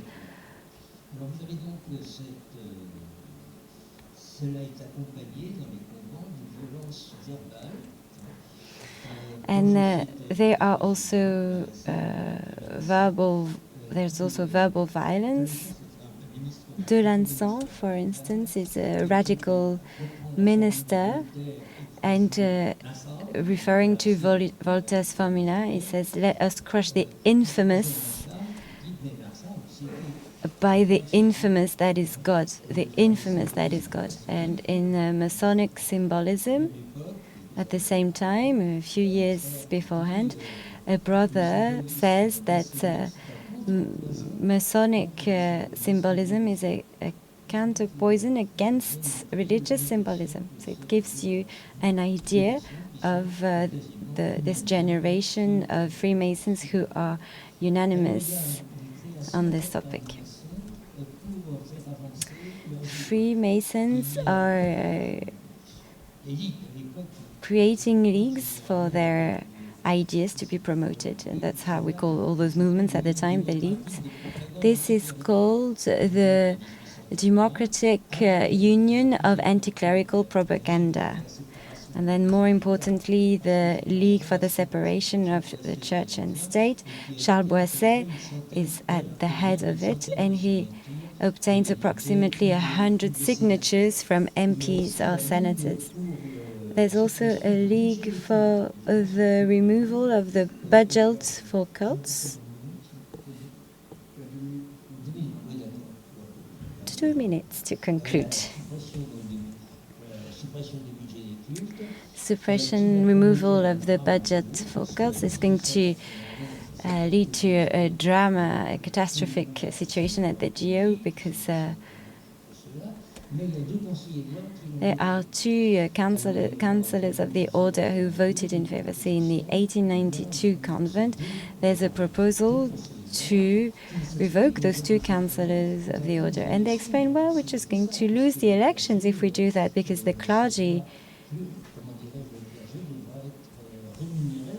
will have to be paid for baptism, for instance. When today, and then that would mean that the state would have to pay. So it didn't work. They had to leave the Council of the Order, but they didn't leave Freemasonry. In 1892, there's a league, maybe the most important of the leagues, headed by Masons. And so there's a whole series of leagues in the 1890s. From then,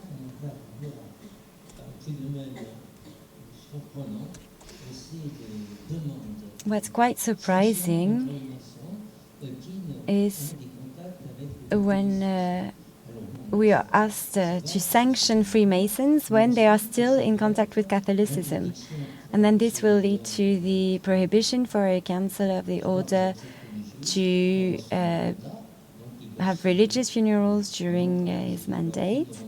So they'll have to sign a paper saying that they will not have religious funerals, and then they're asked to exclude, to suspend people who would take part in a cult, and even people who would, they need to circumcise children. That was a proposition. It was rejected, but it's just to say what you can read, what happened at the time. And also the removal of the reference to absolute freedom of conscience, because that means that people who believed could be initiated in the lodges. You can see all this happening at those years. That was action from the socialists. The radicals were even more active, and the rest, depending on the elections in 98, in 1902, between the two, the creation of the Radical Party, and everything that led to the separation between church and state. When Freemasons had never worked on the modalities of this separation, they just said, well, we separate and we will give this to the workers' retreat pension scheme. And the Freemasons played a key part in preparing the law, the bill. Aristide Briand wasn't a Mason, but also worked on it so that the law would be reasonable. But certain Masons thought that it was insufficient, and the GO declared that it was satisfied with this law, saying that yes, it could be bettered to satisfy the anti-clerical, the relentless anti-clerical people that might be part of this movement. Et nous avons le temps pour une question. We have time for one question. It was extremely interesting to have such a broad and specific overview of this issue. Thank you for your presentation. I have a question on what will take place in the following period, maybe, but how come now, today, there's still a region that is under Concordat and that is not doesn't fall within the secular principles, and I'm talking about the Alsace-Moselle.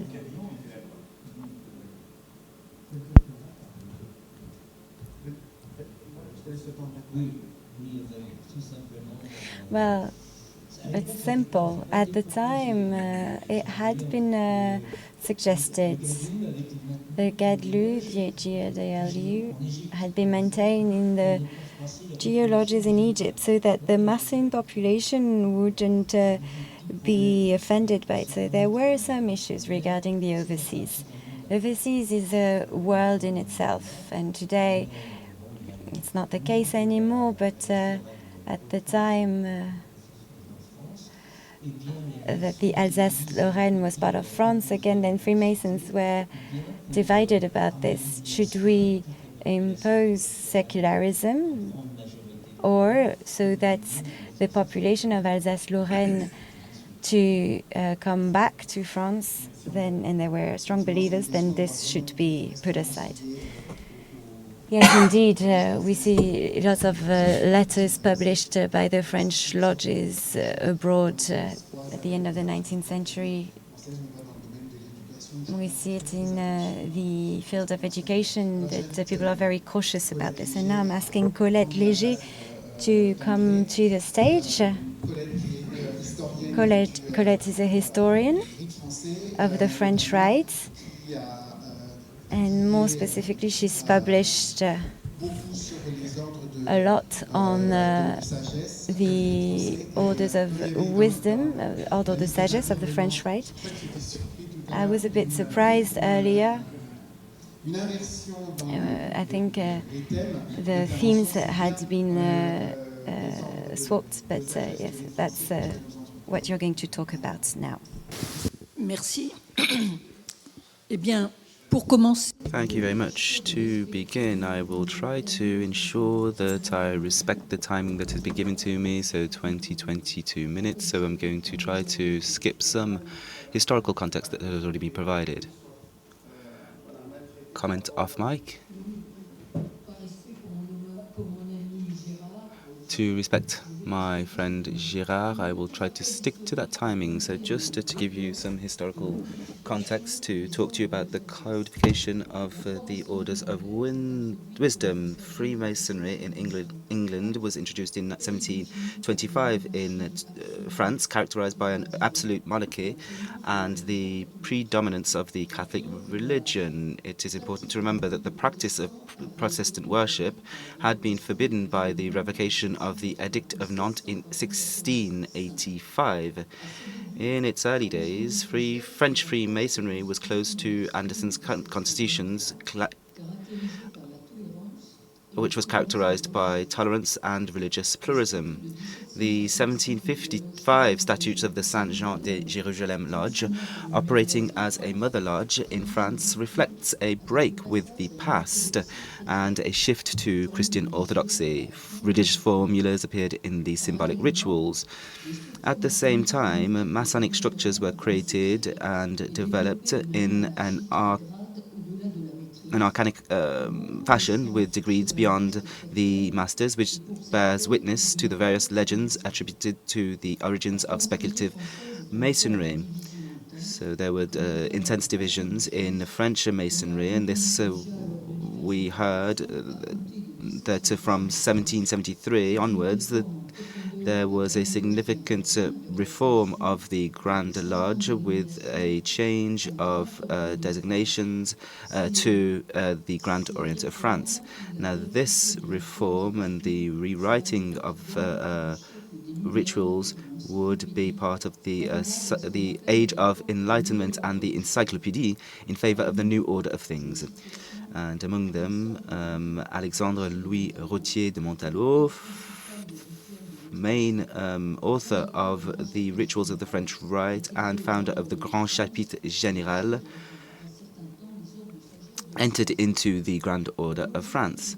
Now, the objective of the Grand Orient of France, let's be clear, was to become the key obedience in France, the benchmark obedience in France, embodying the entire Masonic tradition of the century with authority over both symbolic and chapitral lodges. So the objective was achieved in 1786 with the elaboration of a French rite, a French which was initially called inherited rite and became a French rite at the beginning of the 19th century during the arrival of other rites in France. So the three symbolic degrees, 4 orders, which were later called Orders of Wisdom, and this was actually the grouping of degrees within the same symbolic family, beyond mastery. For the symbolic degrees, the Grand Orient, and I quote, felt it had to bring Masonry back to the ancient customs that some innovators had tried to alter, and restore these first and important initiations to their ancient and respectable purity. So the new rituals reflect a return to the invariance of the rituals of the First Grand Lodge of England in 1717. So with regard to the post-magistral degrees, the Grand Orient wished to reform their acephality and purge the abuses of existing rituals.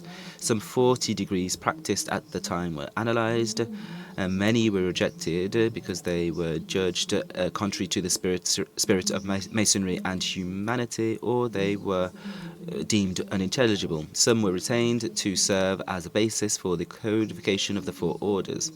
Now I will discuss the Orders of Wisdom and their evolution in 3 parts. First of all, I'll talk about the spirit of the Orders of Wisdom codified in 1786. Then I'll talk about the significant transformation of French society and also in Freemasonry, and I'll try to be brief because this topic has already been dealt with, in particular by Philippe yesterday. Then the reawakening of the Orders of Wisdom after 130 years of dormancy. So the spirit of the Orders of Wisdom codified in 1786.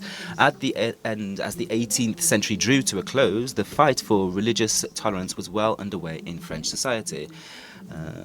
Religion became an individual thing. The Masonic Lodge was a favored space where one could be accepted, a person's belief could be accepted, but also ideas could come together.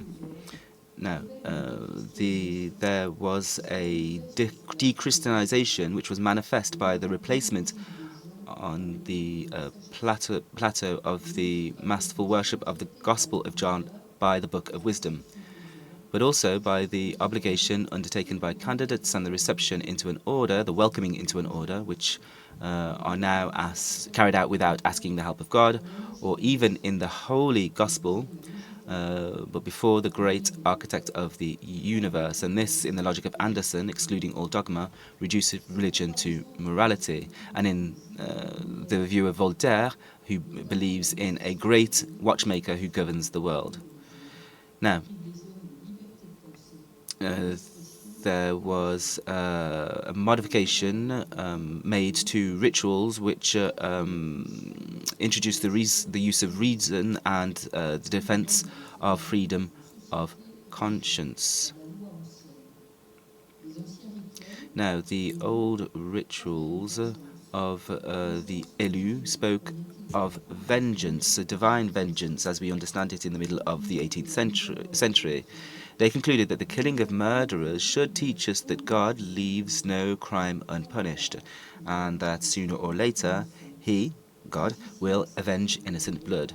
There is a clear affirmation of the preeminence of the divine law over human law, and it's difficult to accept the men of Enlightenment ideals. The First Order, on the other hand, favors the justice of men over divine justice.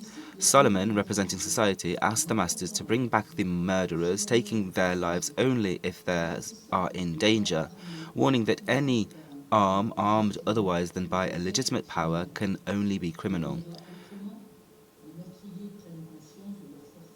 The murderers, therefore, are aware of their act. The ritual concludes that conscience is an inflexible judge and that Solomon has set up a council of officers under his direction responsible for judging certain masons. In this first order, we may see a reference to the thesis of the Italian Cesare Beccaria, who in 1764 wrote in his work Offences and Punishments that there was a clear distinction between sins of religion, failure to observe dogma, and crimes. So the former, sins of religion, are answerable to divine justice after death. And this seeks to maintain social order. So a judge delivers a ruling and must be proportional to the damage caused to society. So this is justice based on humanity and reason. And then there is also divine justice, which is completely different and which is about the sins of religion associated to the crime committed. God is the lawmaker and judge, and the sentence is carried out after death. So the construction of the temple could then be completed. And so a prerequisite, however, is the recovery of the murdered architect's jewel, on which was engraved the ancient word of the masters, the Tetragrammaton, one of the unpronounceable names of God, presenting him as a supreme lawgiver. In the new ritual, there are no more references to the Old Testament. No more priestly purification, no more obligation to serve and worship God, making the candidate a priest in the service of the old law. And I could continue giving examples. The trials undergone by the candidate are designed to make him more virtuous. Once recovered, the jewel is no longer placed at the foot of a burning bush, symbolizing the return of the old law. It is inlaid on a pedestal called the pedestal of science, which is covered with a stone on which is engraved the new word of masonry, which symbolizes the knowledge of science acquired through reason and by experience. And here we recognize the approach taken by the encyclopedia. It's also a significant change of society that is proposed here by the recognition of revelation, but also reason as sources of knowledge, and by the separation of science and religion in an attitude of tolerance. The third order, or Chevalier d'Orient, takes us 400 years back in time. This is when the Jewish people went to Babylon. The return from exile was granted with permission for the Jewish people to rebuild the destroyed temple and worship.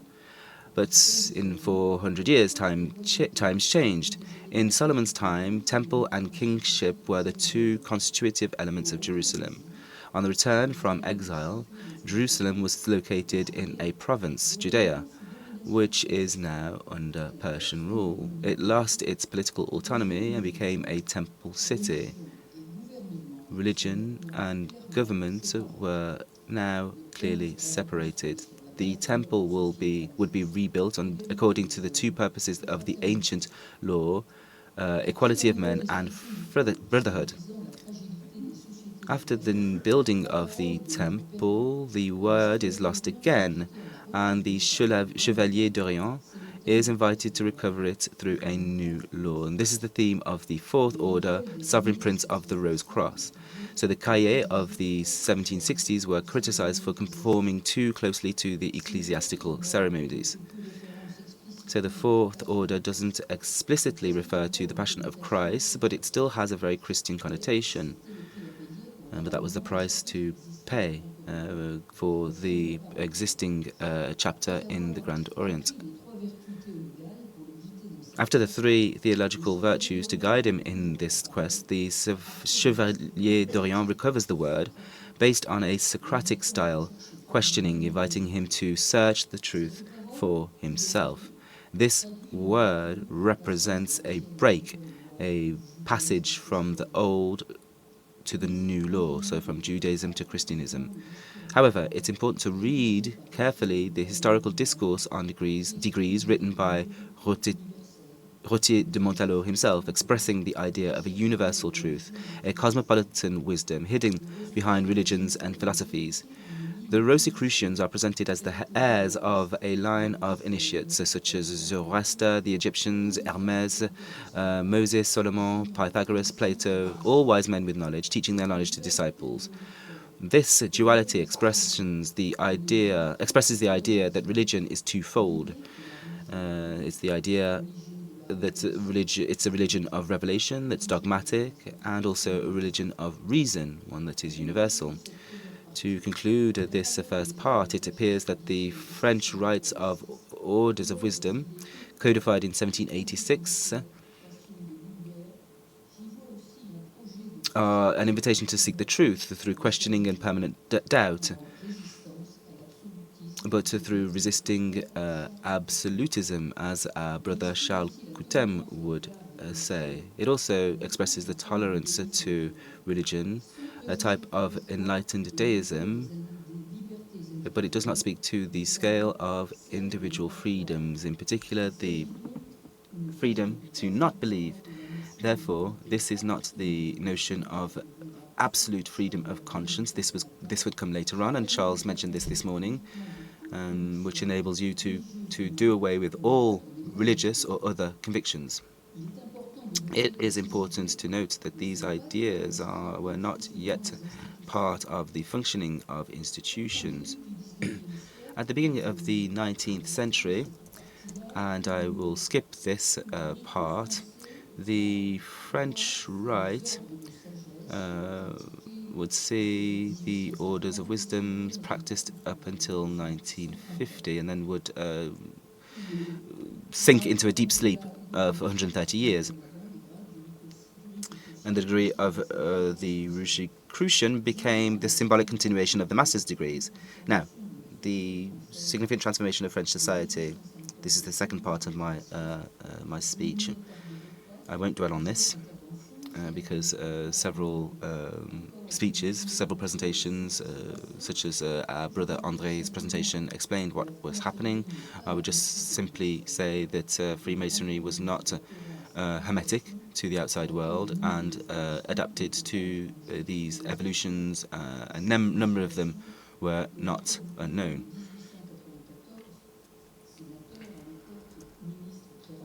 So the minister of the time said the Freemasonry and the Republic are to be discovered, and from this we should understand that dogmatism, freedom of conscience, and secularism would be quickly integrated by the Grand Orient, although it was not yet anticipated in the lodges. Now I'll conclude the second part in this way. At the eve of the 20th century, the ideas found their extension in institutions and individual rights.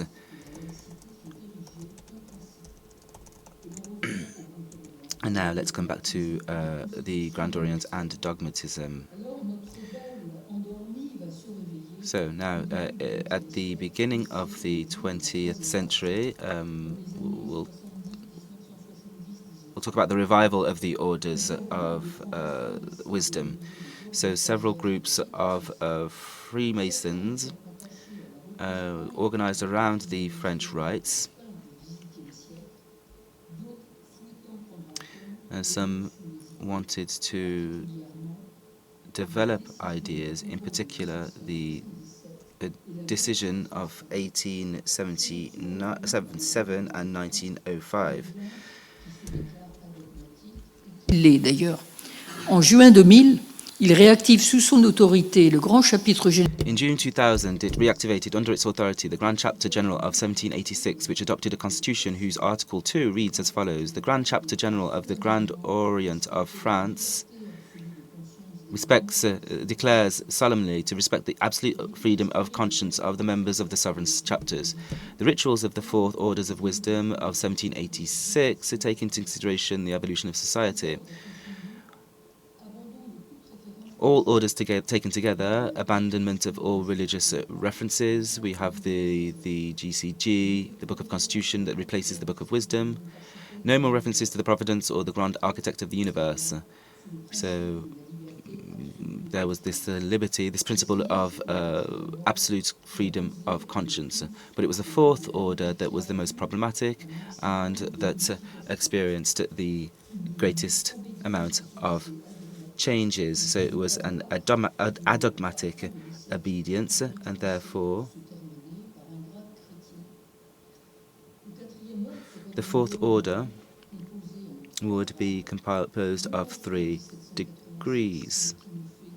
The Rosicrucian grade of 1786, which is now simply a communication of the values it conveys in order to pass on the Masonic heritage.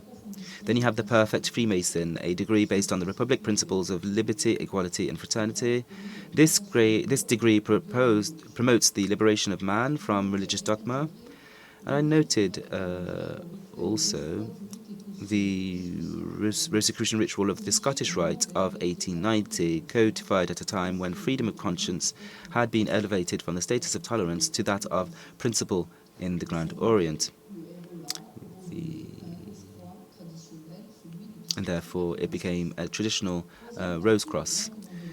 Now, the Grand Commander of the Temple, which proposed a societal project established by the 3 first orders. So it's a union of women sharing the same humanist values and the reconstruction of a society in the spirit of progress. So the Freemasons, learning from the values of the past and defending the principles of secularism and stakeholders of their destiny, were invited to take part in the construction and reconstruction of society in a more just and fraternal manner. Now, my conclusion. Analysis of the evolution over time of the orders of wisdom demonstrates the plasticity of the French Rite, its ability to adapt to change in society, without abandoning the symbolic content of the rituals. From this analysis, we see the proposal of switching from divine power to human power and a new way of organizing society, which is compliant with the policy of enlightenment. The reawakening of the orders of wisdom and their new codification had to take into account the principles of absolute freedom of conscience and secularism. However, as you know, human society is fragile, and we know today the development of religious fundamentalism and the rise of communitarism, where the us community takes precedence over the I, being endowed with reason, putting the Republic on edge, to use Rabbi Delphine Olvilla's play on words. We see the rise of populism, which affects Republican values. Decidedly, nothing can ever be taken for granted. Thank you very much. Merci. Thank you very much, and well done, because it was excellent to talk about the passage at the end of the 18th century and contemporary issues, but also having demonstrated the link with the presentations from this morning. We cannot think about these successive transformations. I don't like historical jargon, but without putting into context what we're talking about. And also, you mentioned the revival of the order at the end of the 20th century. Thank you very much. That was very, very interesting. Who would like to ask a question? Thank you very much. Colette. Could you perhaps talk more about what wasn't said at the end, but what I imagine was part of your approach, the justification of the Fifth Order as something that would add to the Masonic logic of the Fourth Order? Comment off mic. So in the 18th century, the Fifth Order was both academic,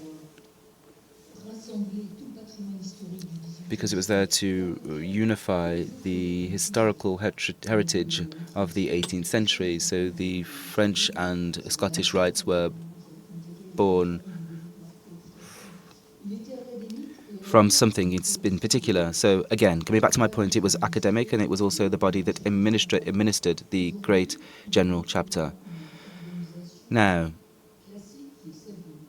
the structure is fairly classical, and it has become now an extension, if you will, of the orders of wisdom, the Fourth Order. So we have 3 symbolic degrees, and then 3 orders of wisdom, and then the four orders of wisdom, and then the Fifth Order, which is the extension of the Fourth Order, which explains the approach, which is our approach, that is to say, to fight in society for republican values, for a more just and fraternal society. So it really became a genuine Masonic degree that boosts us, if you will, which basically says, don't stay in the warmth in your temple, go out to see what is happening in the real world, and this perhaps can be applied to today.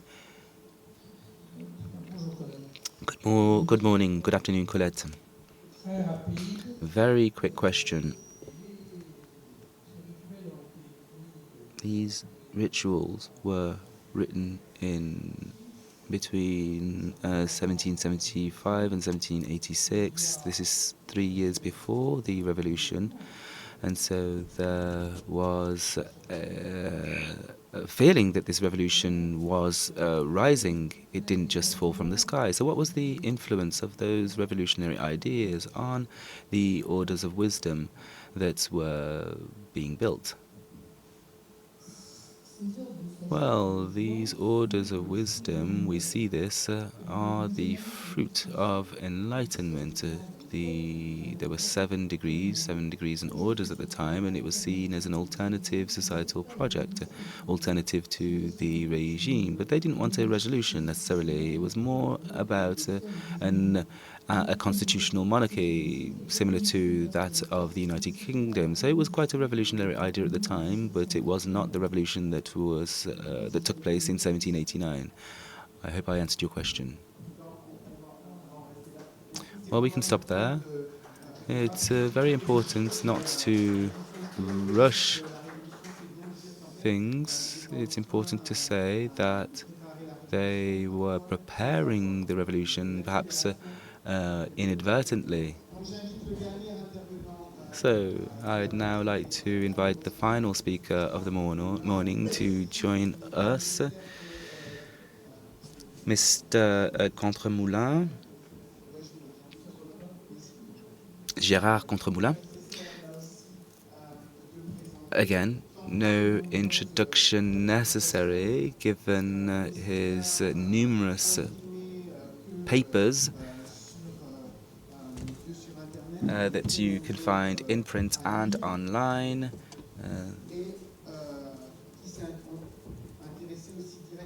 And he is going to discuss about, he's going to talk about education, I believe. I'm not sure whether your presentation has changed or not. Are you still talking about the GODF and how it invents Freemasonry without God? Is that correct? You have the floor. Thank you, Colette, for having given her presentation and then leaving me enough time so that I could follow suit. This is a historical location. My brothers, my sisters, ladies and gentlemen, dear friends, I'll try to be short, I'll be long.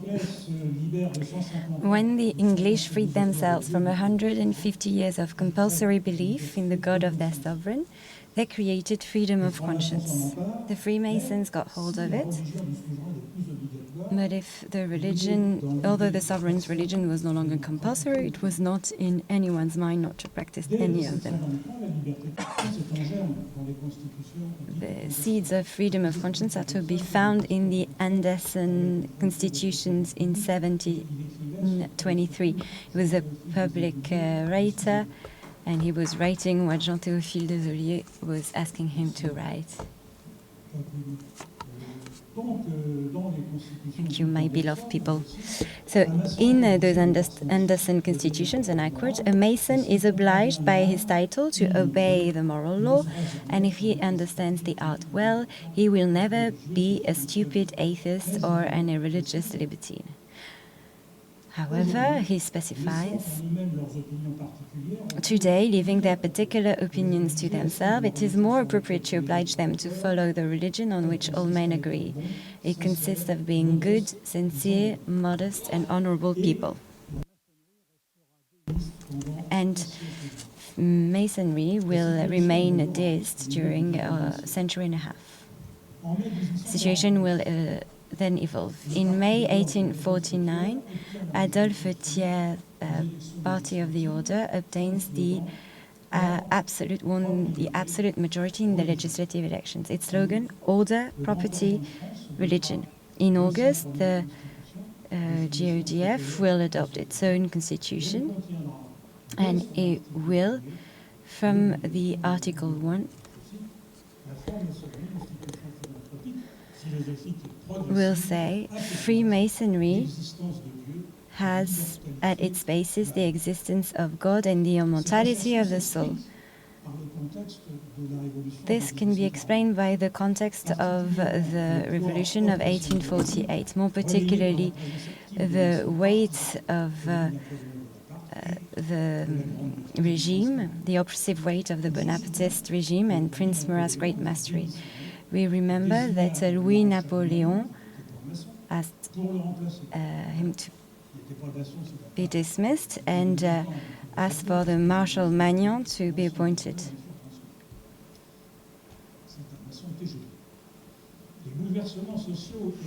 The social and philosophical upheavals that had brought us to the 1848 revolution, and more importantly the subsequent consequences, plunged the GODF into deep introspection.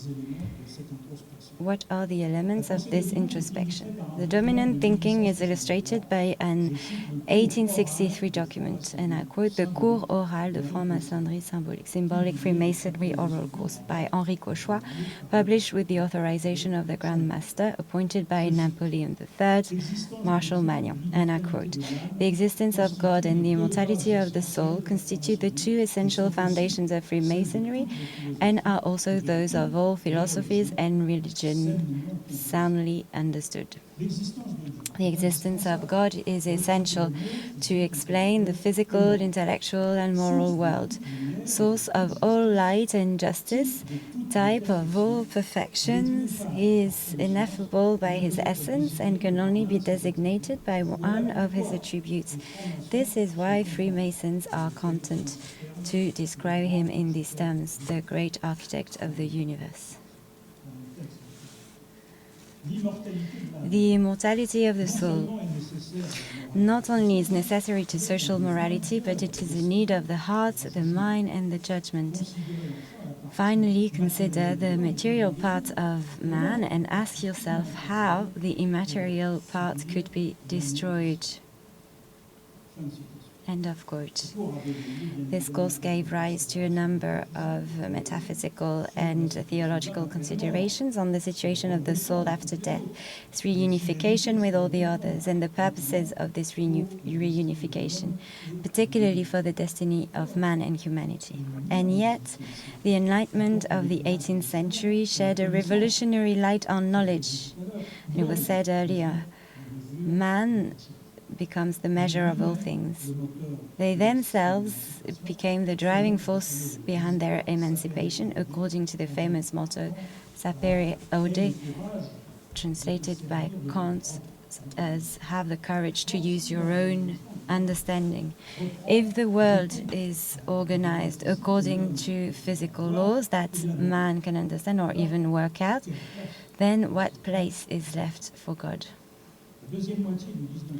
The second half of the 19th century is going to be a time of great instability, particularly amongst the Republicans, Bonapartists, monarchists, and conservatives from the Party of Order, as they clashed. At the Grand Orient, the positive generation is promoting the idea of 1848, wants a more effective Freemasonry. Reference to God is seen as an attack on freedom of conscience. The convents of 1876 and 1877. The debate was launched in 1876 by the Progressive Fraternity Lodge in Villeneuve-sur-Saône, which called for the removal of the obligation to believe in God and the immortality of the soul from the Constitution. Frédéric Desmond, the reporter,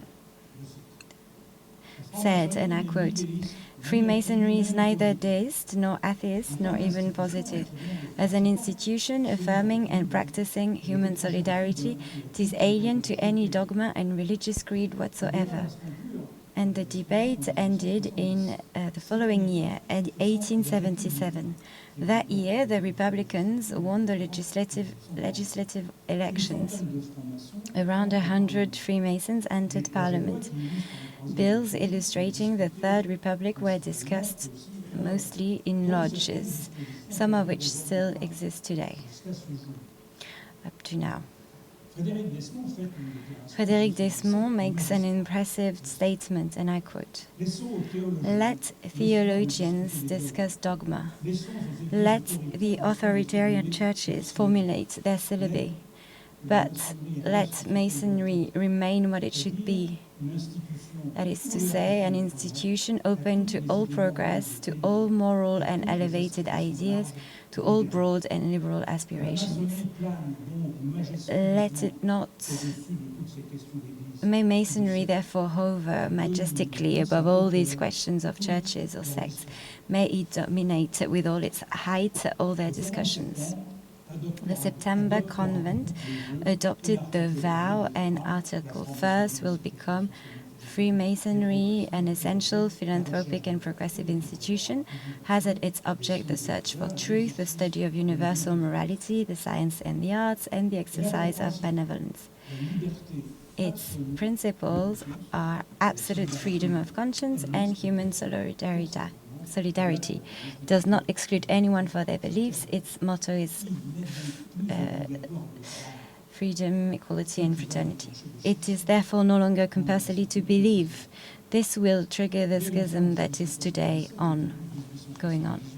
At the end of 1877 and beginning of 1878, the regular Grand Lodges of Ireland, England, and the USA decided to break off their relations with the GODF. In a May 1942 bulletin of the Grand Loge Collège des Rites of the GODF, Brother Georges-Henri Luquet provides an analysis. The United Grand Lodge of England explains that Freemasonry is not a philosophical movement, it is a cult. It must be a monotheistic religion that requires belief in God as the supreme being, and you must take an oath on the sacred book of this religion. And above all, if a Masonic power introduces modifications or compromises or tolerance in the fundamental beliefs, this power automatically ceases to be Masonic, as was the case for the Grand Orient de France in 1875. They had to go across the ocean, but that was in 1877, of course.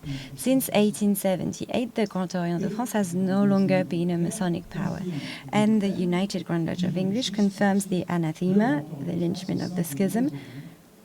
Today, the GODF is simply a fraternal association which continues to use Masonic signs and words, but it is no longer a Masonic power.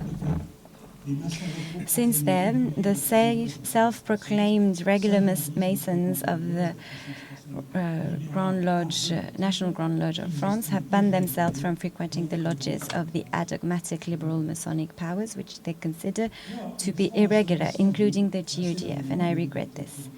Freemasonry without God is the advent of absolute freedom of consciousness and the perfecting of humanity.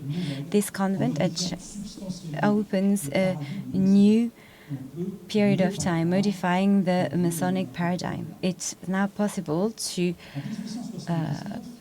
become a Freemason without believing in God or the immortality of the soul. In 1879, all religious formulas were removed from the French Rite. And after a long debate, the Grand Orient de France will nominate Frédéric Desmond, a Grand Master, in 1977, and he will remain as such until 1910. After this major step of winning absolute freedom of conscience, a second stage was reached less than 10 years later, which completed the paradigm shift. And Auguste Comte's positivism asserted itself in his aim to build a philosophy of science based on scientific rationality, in which causes, particularly theological causes, are disregarded, in order to give a positive reading of history detached from metaphysical speculation. In this context, Louis Amiable felt that symbolism should be sober, clear, and absolutely neutral. It was going to secularize rituals and do away with anything emotional. And he proposes to add a new paragraph to Article 1st, which radically revolutionizes the very purpose of Freemasonry, and I quote, "Freemasonry, an essentially philanthropic, philosophical, and progressive institution, is dedicated to the search for truth, the study of morality, and the practice of solidarity. It works for the material and moral improvement and the intellectual and social betterment of humanity."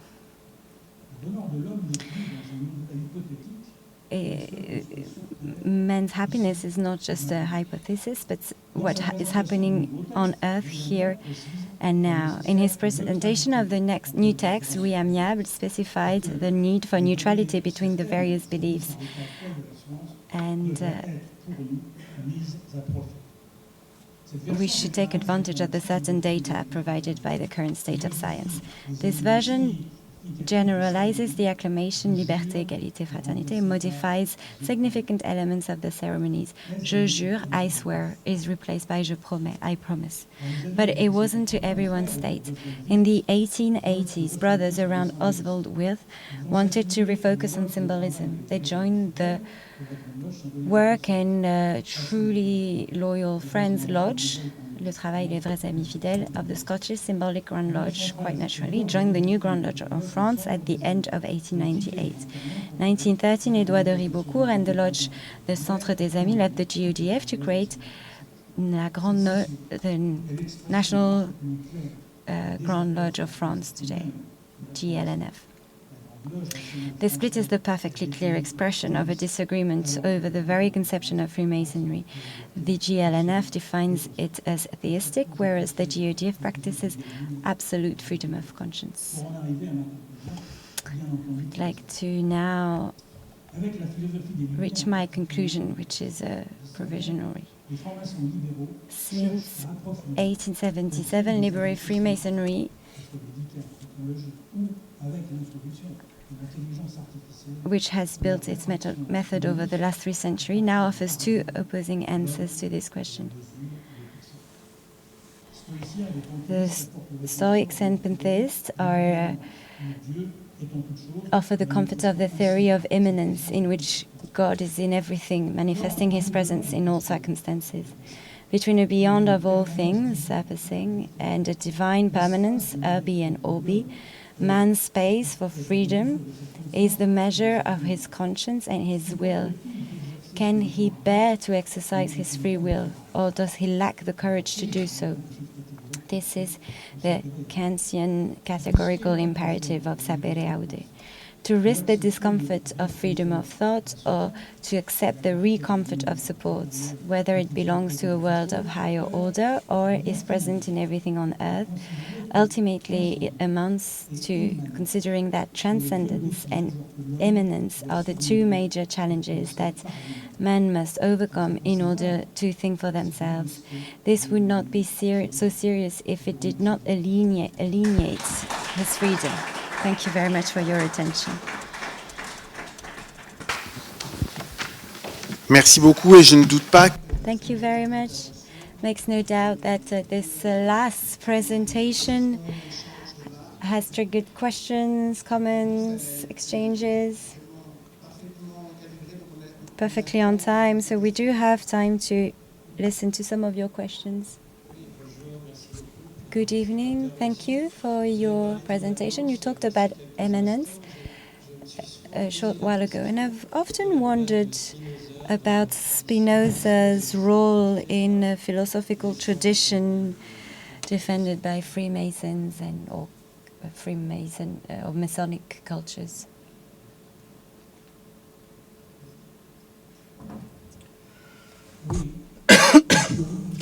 Well, I'm obsessed with this question, with this issue.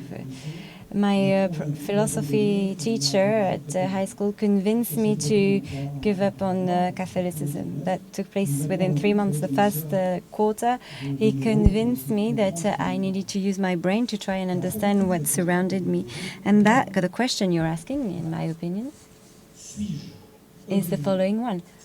Do I have to, am I designed to think about something that's external to mankind or not?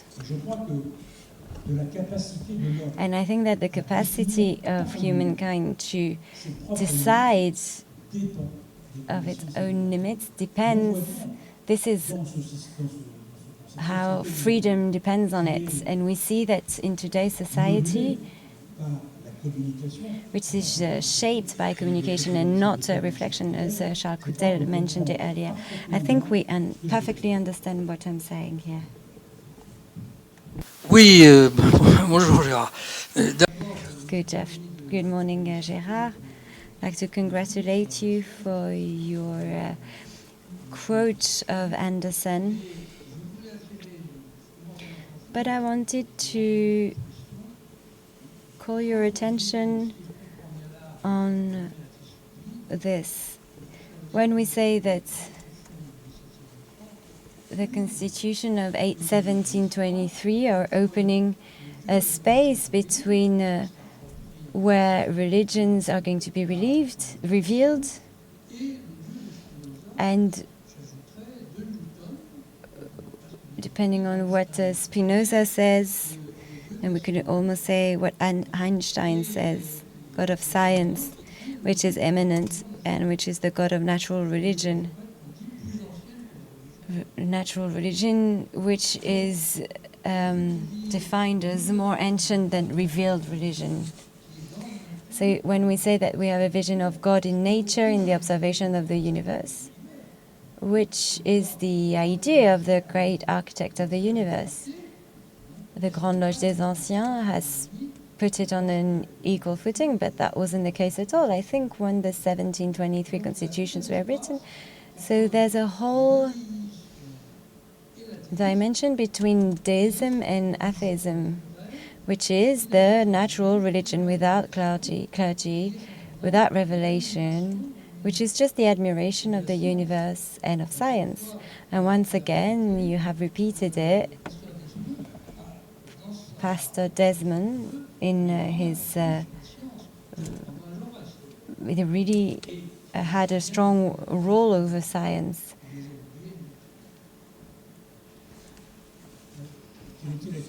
And what was your question? Well, we know each other quite well with Michel.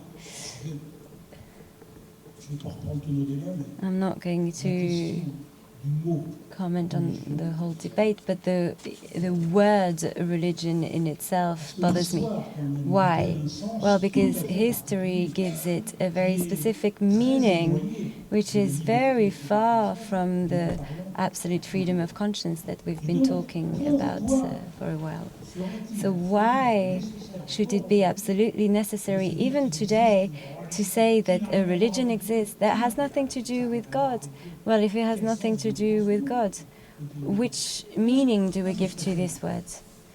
So my choice, not always easy to defend, especially when there are intellectuals in front of me like you and others, but my guide is Sapere Aude. I created a lodge. Anyway, I think that the essential part of our approach, or the Masonic approach, as I have undertaken it and developed it, is to try and understand on my own. I distrust any type of clericalism, and today they are everywhere. How do you define your own path to try and understand this absurd world you live in? And if you stop thinking by yourself, but think based on a slogan, then you'll never make it. And that's not what it was said in 1877, 1890. And it's not easy to say, and I was saying in my presentation, it's quite comfortable to refer to someone or something. I don't want to. 2 seconds left. Ces trois mots, donc ça va? C'est que le lien. The link between Kant and Spinoza is based on the definition of what is real. If this reality is looked after in a fraternal way, I think Spinoza is the only great philosopher who says that the true is its own clue, its own index, if we look for it, of course, together. I suggest that we stop now, because this will give you the opportunity to think about it. Thank you to our interpreters. A real performance. Thank you very much to all the speakers. Apologies if we haven't taken a break, but at least we're on time. Thank you very much.